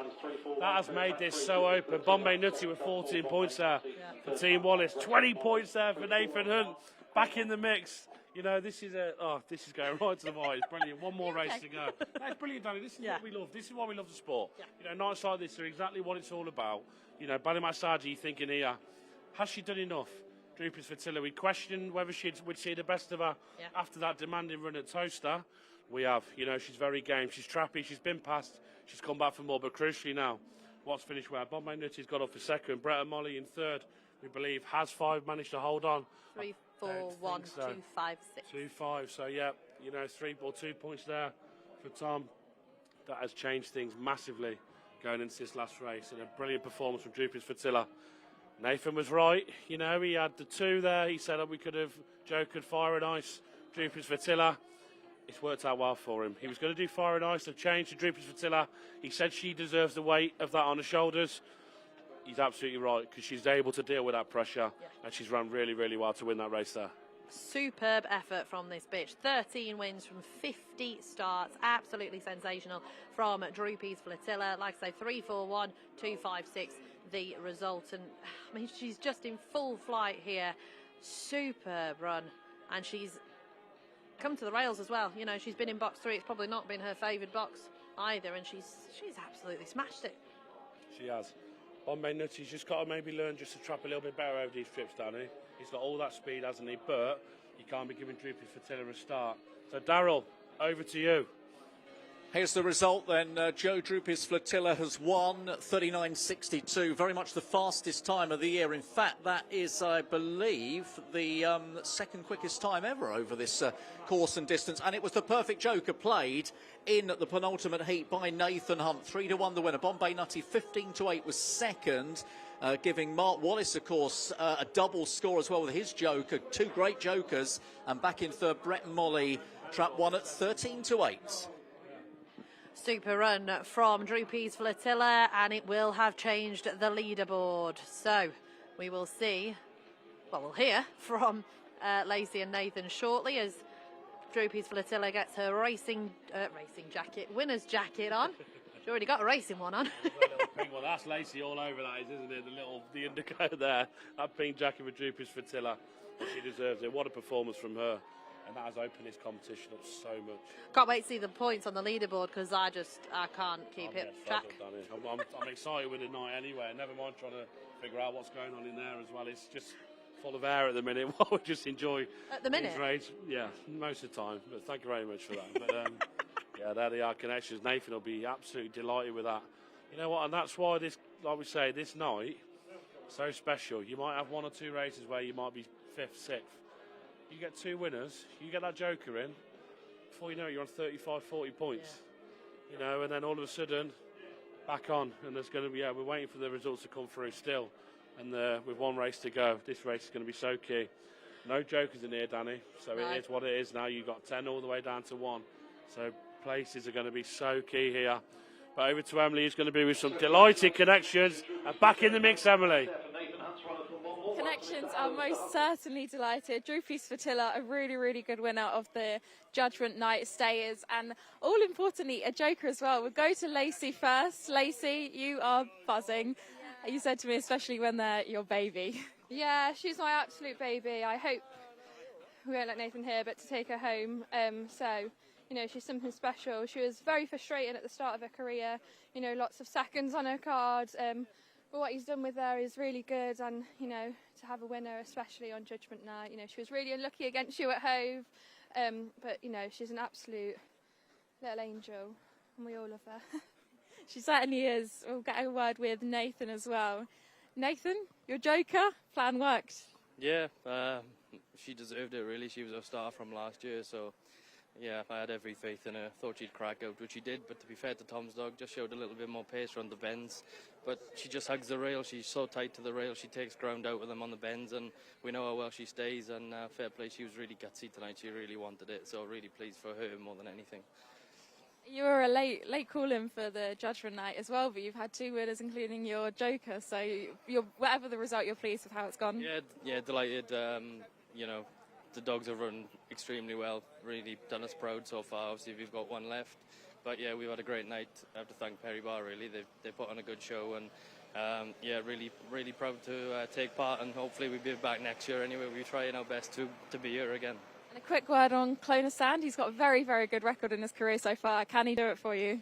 He has. He's got a bit of time to find. He has to lead, really. I think he's a dog that probably gives up the chase a little bit if he's not in front. He needs to be on the bunny. He's got a good, nice draw. Needs to trap better than he has been, but he's certainly got a nice acceleration to the bend. We'll be hoping he can trap well and get clear. And he does chop the bend, so if we can chop the bend, a little bit of crowding might help. But yeah, to go into the last race with a chance, you know, I'd have taken that before the night. Perfect. Thanks, Nathan. Best of luck. Thank you. Well, this is very, very exciting now, isn't it? Nathan Hunt has moved to the front, plays the perfect joker. He leads with 38 points. Mark Wallace on 36 and Tom Heilbron 33. Bit of extra information you didn't need there. Max Singlot with 24. Patrick's got 23. Kevin's got 18. So it is down to the top 3, isn't it? Mark Wallace will have the favourite by the looks of things. Kilmore Dancer. If he wins and Nathan finishes second. Well, if he wins and Nathan can't beat him then, but it's all to play for. By the way, ridiculously quick time from the winner there, Drupis Flotier. 7 spots off the clock in 39.62, and we're just hearing that Proper Aris is 2 spots off the clock. Drupis displays clock over at Central Park. Fast dogs everywhere, Danny. Fast dogs everywhere, and you've seen them all right here on Gone to the Dogs Live. Now we are going to go and head back to Central Park. There is the Kent Plate final winner, Proper Aris.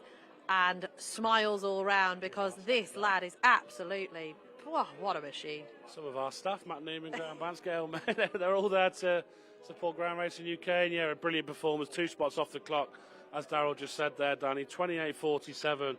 Is that match what he did in the semi-final? I believe it is. Yeah. You know, he's just a real champion, isn't he? So yeah, we're going to go over and listen to Connections now, who are going to be thoroughly delighted. Proper Harris, winner of the Arena Racing Company Kent Plate. Dan Wallace, Olympic, Winter Derby, and now the Kent Plate. Not bad. No, it's a brilliant CV. He's a fantastic dog. You know, he's had to do everything right from that draw, and that's what he's done. You know, I haven't seen the replay yet, but he looks like he's come out okay. Not as good maybe as at Monmore, but looks like he's run a fantastic bend and pushed his way around. And he's a very fast dog, and when he's in front, he's never going to get beat. So yeah, we're absolutely delighted. You know, but we're delighted for the kennel, delighted for Mike and everyone. You know, who's at Perry Barr tonight. So yeah, we're all over the moon. He was strong at the finish as well. I think it was putting distance between them off the final bend and to the finish line. Yeah, absolutely. He stays his trip very strong. You know, he's an all-round dog. You know, he's got good early pace, good middle pace, and he gets this every yard of this trip. So yeah, he's just an absolutely fantastic dog. You know, and he's a privilege to have in the kennel. What's next? Main target is obviously the Derby. You know, we're really excited for that. The juvenile in between then is a possibility. You know, and yeah, really all we're just thinking about the Derby. You know, we think he's got every chance of having a good run in that at least. So yeah, he's a fantastic dog, and that's the main aim. Brilliant. Well, well done to all concerned. You're Kent Plate champion, proper heiress. So there's Proper Heiress then, who wins in a time of 28.47, just 2 spots off the clock, beating March and Fred into second, both 5-4 joint favourites. King Jackson third. By the way, if you fancy Proper Heiress for the Derby, get looking now, because the 20s has gone. There's hardly any 16s left. It's now generally 14-1 best Proper Heiress to win the Derby. On a 28. Lump on. I'm on a 28. Are you? Pleased with that. Yeah, I'll take 28-1. I'm more than happy with 28s now. Yeah. Sitting fairly pretty. I think so. I think he's just getting better and better and better. And every time we see him, it blows our mind. And he's got now, Danny, where he can do it from any box as well. You know, he's not railed like reliable where he's just got to be in one. He can do it from 2, 3, 4. It gets harder in the Derby. You might get away with that in rounds 1, 2 and 3. If you get them draws in the quarters, semis going forward against the proper dogs on your inside, it gets tougher. But there's a long way to go before that. We've got 2 months until, even 6 weeks really till the Derby starts. 5 weeks. Terrifying. It's soon going to be here. But let's just get this out of the way tonight first. We're all over the place here. You know, it could be an absolutely unbelievable night for Team Wallace. Kilmore Dance can do the business here. This is a cracking race to round off the night as well, because you've got Ballybo Nuts, who's an unknown over here, Unanimous Leon, who's reached 3 finals, Kilmore Dancer, the Blue Ribband 4th, he's great at Toaster, Antigua Kestrel, he's got so much pace, the Kestrel, Romeo Steele, he can be, well, he's just got so much pace, Romeo Steele, and then Clonus Stand, he can be a little bit tricky if he doesn't get his own way. Yeah, I did a preview of Hobbsy this morning, and Romeo Steele for me is one of the fastest dogs in the country. Yeah. He just doesn't put it together enough to warrant that. Yeah. But he's been doing it in the sprints at Nottingham, track record at Nottingham in the sprint over 305 metres recently. 17:32 at Nottingham. That's just unheard of. Where did he start? On the bend? That time is just insane. But I think he makes the race here for Clonus Stand. Now Nathan will be happy we've said that, because Romeo Steele is going bang left. He's a tight railer. No matter how he comes away, he's going left here. The dogs are coming out on parade for the final race. He's going bang left. We see Antigua Kestrel there pulling at the lead. He can't wait to get here for Kevin Hutton and Jock. He's giving Jock a bit of a handful there. But here we go, the final race, Premier Ground Racing Judgement Night, Standard Division A. It all comes down to this. 3 trainers in the mix, Danny. Who are you with? Who am I with to win it now? What trainer now would you want to be with? You're looking at the race here. Who's got the strongest hand? Oh. So it's 38, 36, 33, isn't it? Yeah. Has he got an ideal draw, Clonus Stand, to keep them points away? He might do, But that might be the one. If Kilmore Dancer wins and he finishes second, Mark beats him by a point. There's so many different ways here that this race can go. You see Darryl shaking his head here. We try and make out like Darryl is miles away from us. He is 4 yards away from us when we keep going to him. You see him nodding his head like Winston Churchill in the car, in them cars. Darryl next to us. But this is a cracker. I'll go through the parade, Danny. Let's go through it. Ballybo Nuts, Irish Juvenile semi-finalist. This is his UK debut. It is, and what a race to start as well. Irish Derby Juvenile semi-finals, as you said, 28.42. I think he'll need to improve for that. Unanimous Leon, Birmingham Cup third, second in the Classic and the All England Cup. He knows how to run big races and now knows how to win big finals or get to big finals. That could be key in this race. Kilmore Dancer, Blue Ribband 4th, has been a slightly tricky customer in the past. He has, was marked awkward at Monmore. He's come back though. This dog's got a lot of speed. Team Wallace will be confident that he can pick up some big points for him here. Antigua Kestrel, big boy, 35 kilos, keen as mustard to get involved here. I thought was unlucky not to progress past the third round in the Derby because he was only beaten just over a length, wasn't he? He was very fast dog, very professional. He's getting better and better for Kevin. A good trial, 28.02. Romeo Steele, the Eclipse third, I think should probably rocket out of the boxes, this lad. He does. He can set the pace here, Romeo Steele, as long as he comes away. He's done it from trap 1 in the trial, Danny, as you see. He's got to do it from 5 here. That could pave the way for this ground you're about to mention. Kelowna stand for Nathan Hunt, and the Nathan Hunt Racing Club has won plenty in Ireland and has got over 50% here already. And he's got a draw to die for, crucially, in this race. Now, that could go such a long way in this race here. Romeo Steele definitely going left.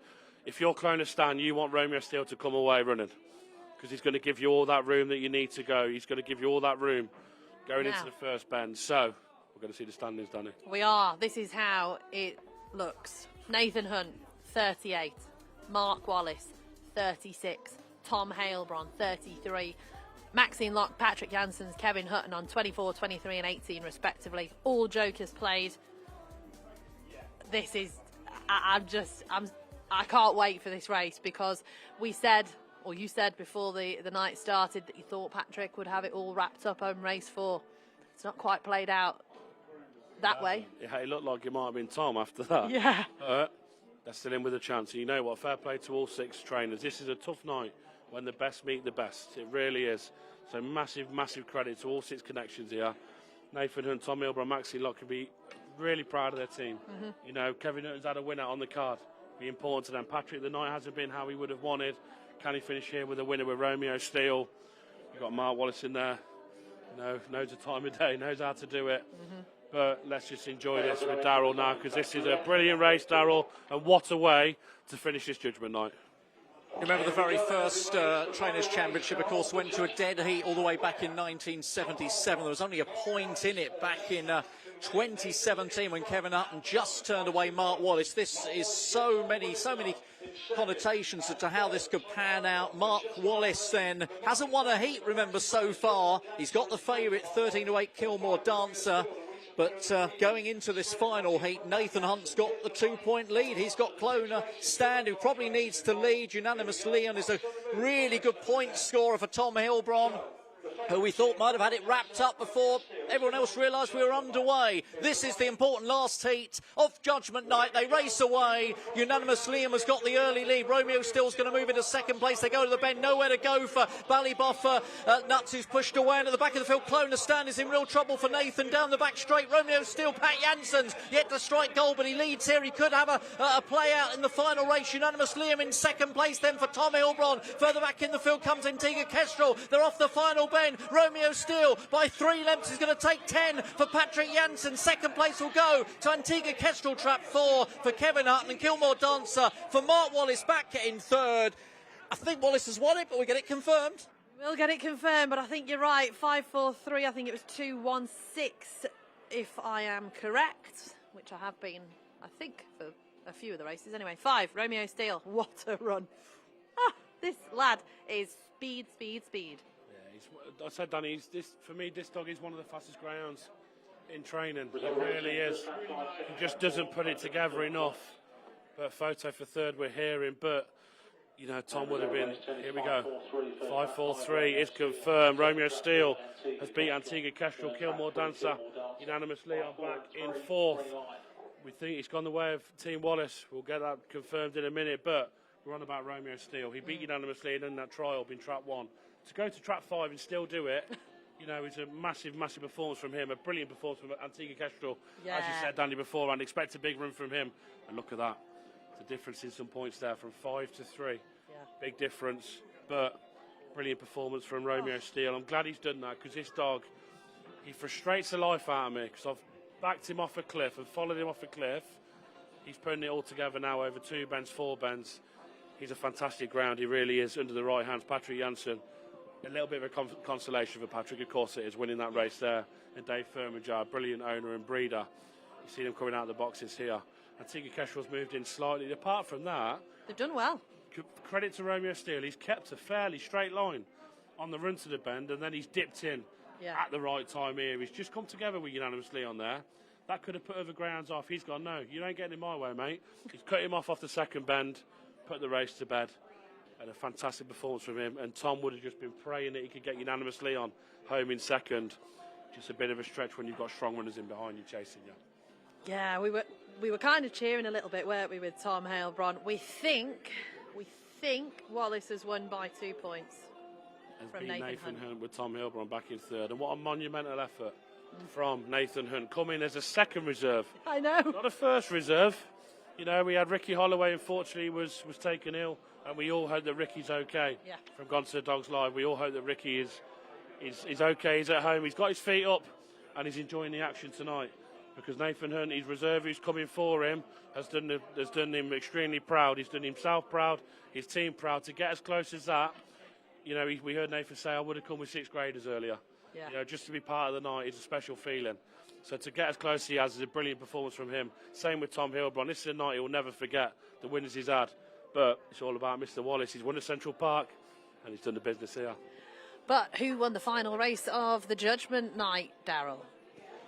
Well, we catch our breath, Danny. Romeo still, it was too late, wasn't it, for Patrick to play a part in the finish, but he'd be delighted he's got a winner on the board for Dave Firminger as well. At 15-8, Romeo still, 28-22. Antigua Kestrel, second place goes to Kevin Hutton, and third place, that all-important third place that, well, we're just dotting the I's and crossing the T's, but as far as we can ascertain, that is enough for Mark Wallace to be the champion. And if that is confirmed, Danny, he's done it without winning a single race. Which only Mark Wallace can do, quite frankly. Imagine going through this going, I'm not going to, do you know what, I'll just take the big one at Central Park. I'll come here, I won't win a race, but I'll still win. Yeah. You know, that Joker, second, 14 points. That's why they're so key. They go such a long way. That Joker, second there, 14 points for Mark. You know, and the difference there, they wanted to do Antigua Kestrel, he's finished third. That would have only been 10 points. He's won by 2 points from Nathan. Yeah. That 4 points has won him that. That is key. So that's why as well, Danny, you have a team at home. You know, they've had a vote. I think Mark and Mike were for Kilmore Dancer. The other guys have gone, no, let's go with Bombay Nutty. That's why you trust your team. Yeah. That's why they're a massive part in anything in a kennel does, especially Imperial Kennels.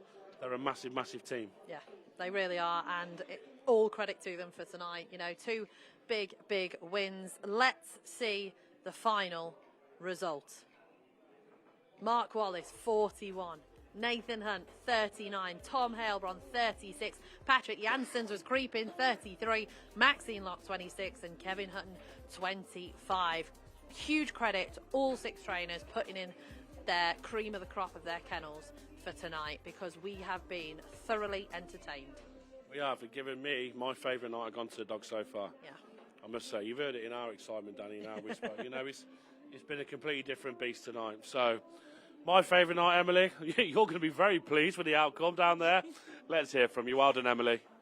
Thank you, Joe. I am very, very pleased. I didn't know that you could quite not win a race and win it, and it's taken some working out, but yeah, over the moon. But for the minute, we're going to catch up with Patrick Janssens and Romeo Still, who was the winner of a very, very hot last race. So, Patrick, I think it's fair to say you didn't really want the night to go this way, but topped off with a winner. So yeah, he's a very nice dog. He's been running very well at Nottingham, and he's going to go here for the laurels. And yeah, I thought he was well. I know it's not ideal trap 5, but with 5 rails, you want to be on trap 1 or trap 5. And yeah, he done the job. He led, and he's got devastating middle, and he's staying much better now. He's getting fitter, and yeah, he's a real nice dog. I think the dogs have run sort of well enough tonight. It's just been one of those nights, but they'll make the journey home a little bit easier with Romeo Still. Yeah, listen, there's dog racing. There's a lot of ups and downs. And listen, like the pup stumbled at the start, and then we come together with your dog at the third bend, and through Sago has to lead the win, really. But no, they all really like Romeo Kingpin running the frame, Brett and Molly running the frame. You know, they done their job, you know what I mean? But listen, you need to... Your Joker has to win, really, do you know what I mean? But no, well done anyway yourself, so... Lovely. Thank you, Patrick. Thank you very much. Thank you. Thrilled, the pair of them, to be fair, because Emily is chuffed as mint balls, as my grandma used to say, that she's won the Judgment Night overall. And Patrick Janssens, I think he thinks a lot of this dog, and we've said, you know, he's got a lot of speed, he just doesn't always put it all together, and it was a belting race today. You just got to do that for 3 rounds in the laurels. Yeah. And he's going to have a big, big say in the competition, isn't he? You know, Yep. It starts next week, and we're going to be back for the laurels final on Easter Saturday, the 19th of April, and we can't wait to come back after what we've witnessed tonight. Perry Barr have put on a cracking show. I must say, massive, massive credit to them. They've put on a brilliant show here, People have been really well looked after, like ourselves have. We're looking forward to being back. What we're seeing tonight, Danny, with the clues over the 480s, we're in for a brilliant competition in 3 weeks' time. We are. And I want to say thank you to TRP for letting us use their feed for the big one over at Central Park. Our thanks to Bet365, who this show wouldn't have gone forwards without them. They are the sponsors of Gone to the Dogs Live this evening, and all the crew behind the scenes. They have really put on a cracking show, especially because we have had to go to Central Park as well. And Sean Reynolds made his debut on Gone to the Dogs, and I think he's done a sterling job. So, our thanks go to everyone, but the key TRP and Bet365. Definitely, in all our team, we had a bit of a sticky night last Friday. We did. And I've always said I'm big enough, ugly enough to accept that, and we're a team, and we had a bit of a tough night.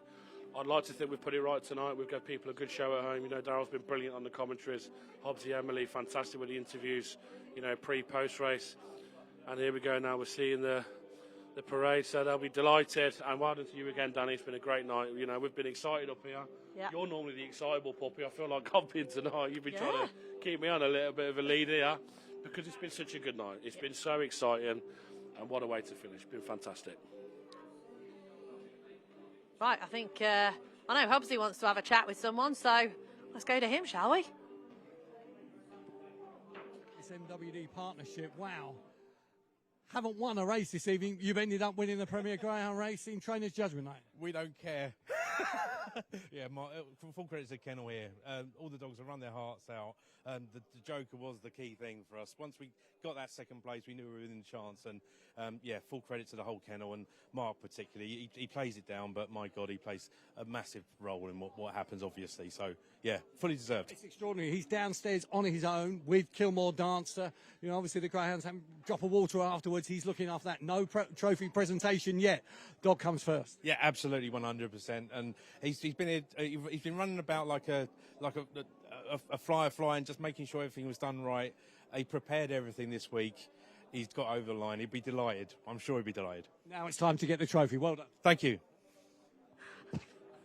I don't think I've ever heard running around like a firefly before, but that's a good one. Right, let's go to Emily. Yeah, well, I'm now speaking with my dad, Mark Wallace. Never happened before, I don't know, not actually winning a race, but winning the whole thing. It could have done, I'm not sure, but, that's what this competition's about, is team play, and all our team really ran well tonight. I think it was 4 seconds and a couple of thirds. Obviously, the Joker scoring 14 points from coming second. I think team run absolutely fantastic, and it's well done to all the team back at Imperial Kennels and to the MWD, Mike and Michelle, and fantastic. And are you glad that you listened to your staff on the Joker play? I don't think it would have mattered if I'd have had this. Was he second as well? Or third? Oh, right, yeah, well, that made the difference then. So the staff are always right, trainer never. And a very, very special night with Prophet Heiress winning the Kent Plate. What a night. Yeah, I mean, he's such a great dog, and that was a great race, and I hope there was a bit of trouble in the race, but he was in front. I'm going to just quickly see the replay, so, what a fantastic dog and brilliant result. Great competition, great final. When you working in the kennels this morning, didn't quite imagine winning both of the things tonight, but I mean, nights don't get better than this. No, they don't, and they keep coming. We had a fantastic weekend last weekend, winning the TV trophy, and that was special. And what's great about our kennel is that it seems like every week that goes by we're involved in these big finals, and that's thanks to Mike and all he's done for our kennel, and this MWD partnership's working so well. We move on now. We've got 2 big competitions coming up at Sunderland and Oxford next week, and we should hopefully have chances in them. But it's a great night, this Judgment night. I'm so pleased that it carried on from the original Trainers Championship. It's just a different format.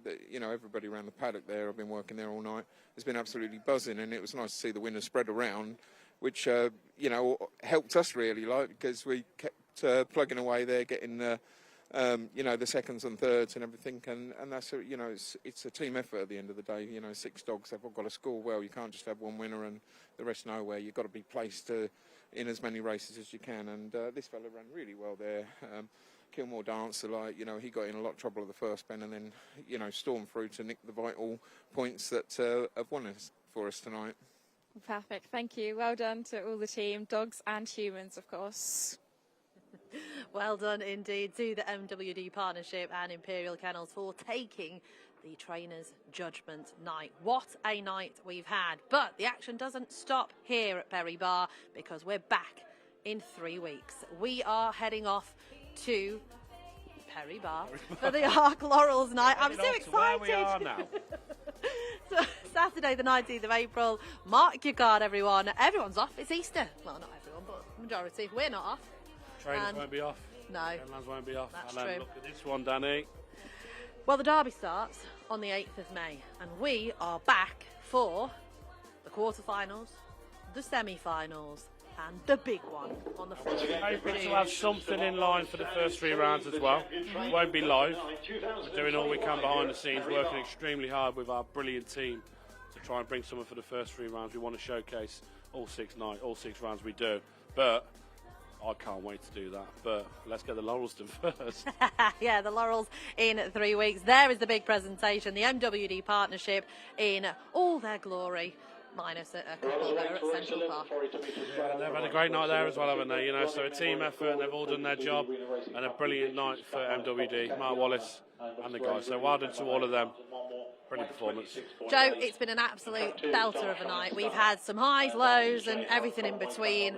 The Kent Plate for me was the highlight, because proper ARS is just superb. He is, you know, he's just put the cherry on the cake for Mark Wallace tonight. You know, he's come here probably not expecting to win this year. Hasn't won a race, he's managed to win it, but the Kent Plate final was unbelievable. He's had an unbelievable night here. He's had 1 winner, and he's won that. He's also won here. So, yeah, great night for Mark Wallace. Superb night for the MWD Partnership, and it is going to be a wrap from us. We will see you in 3 weeks.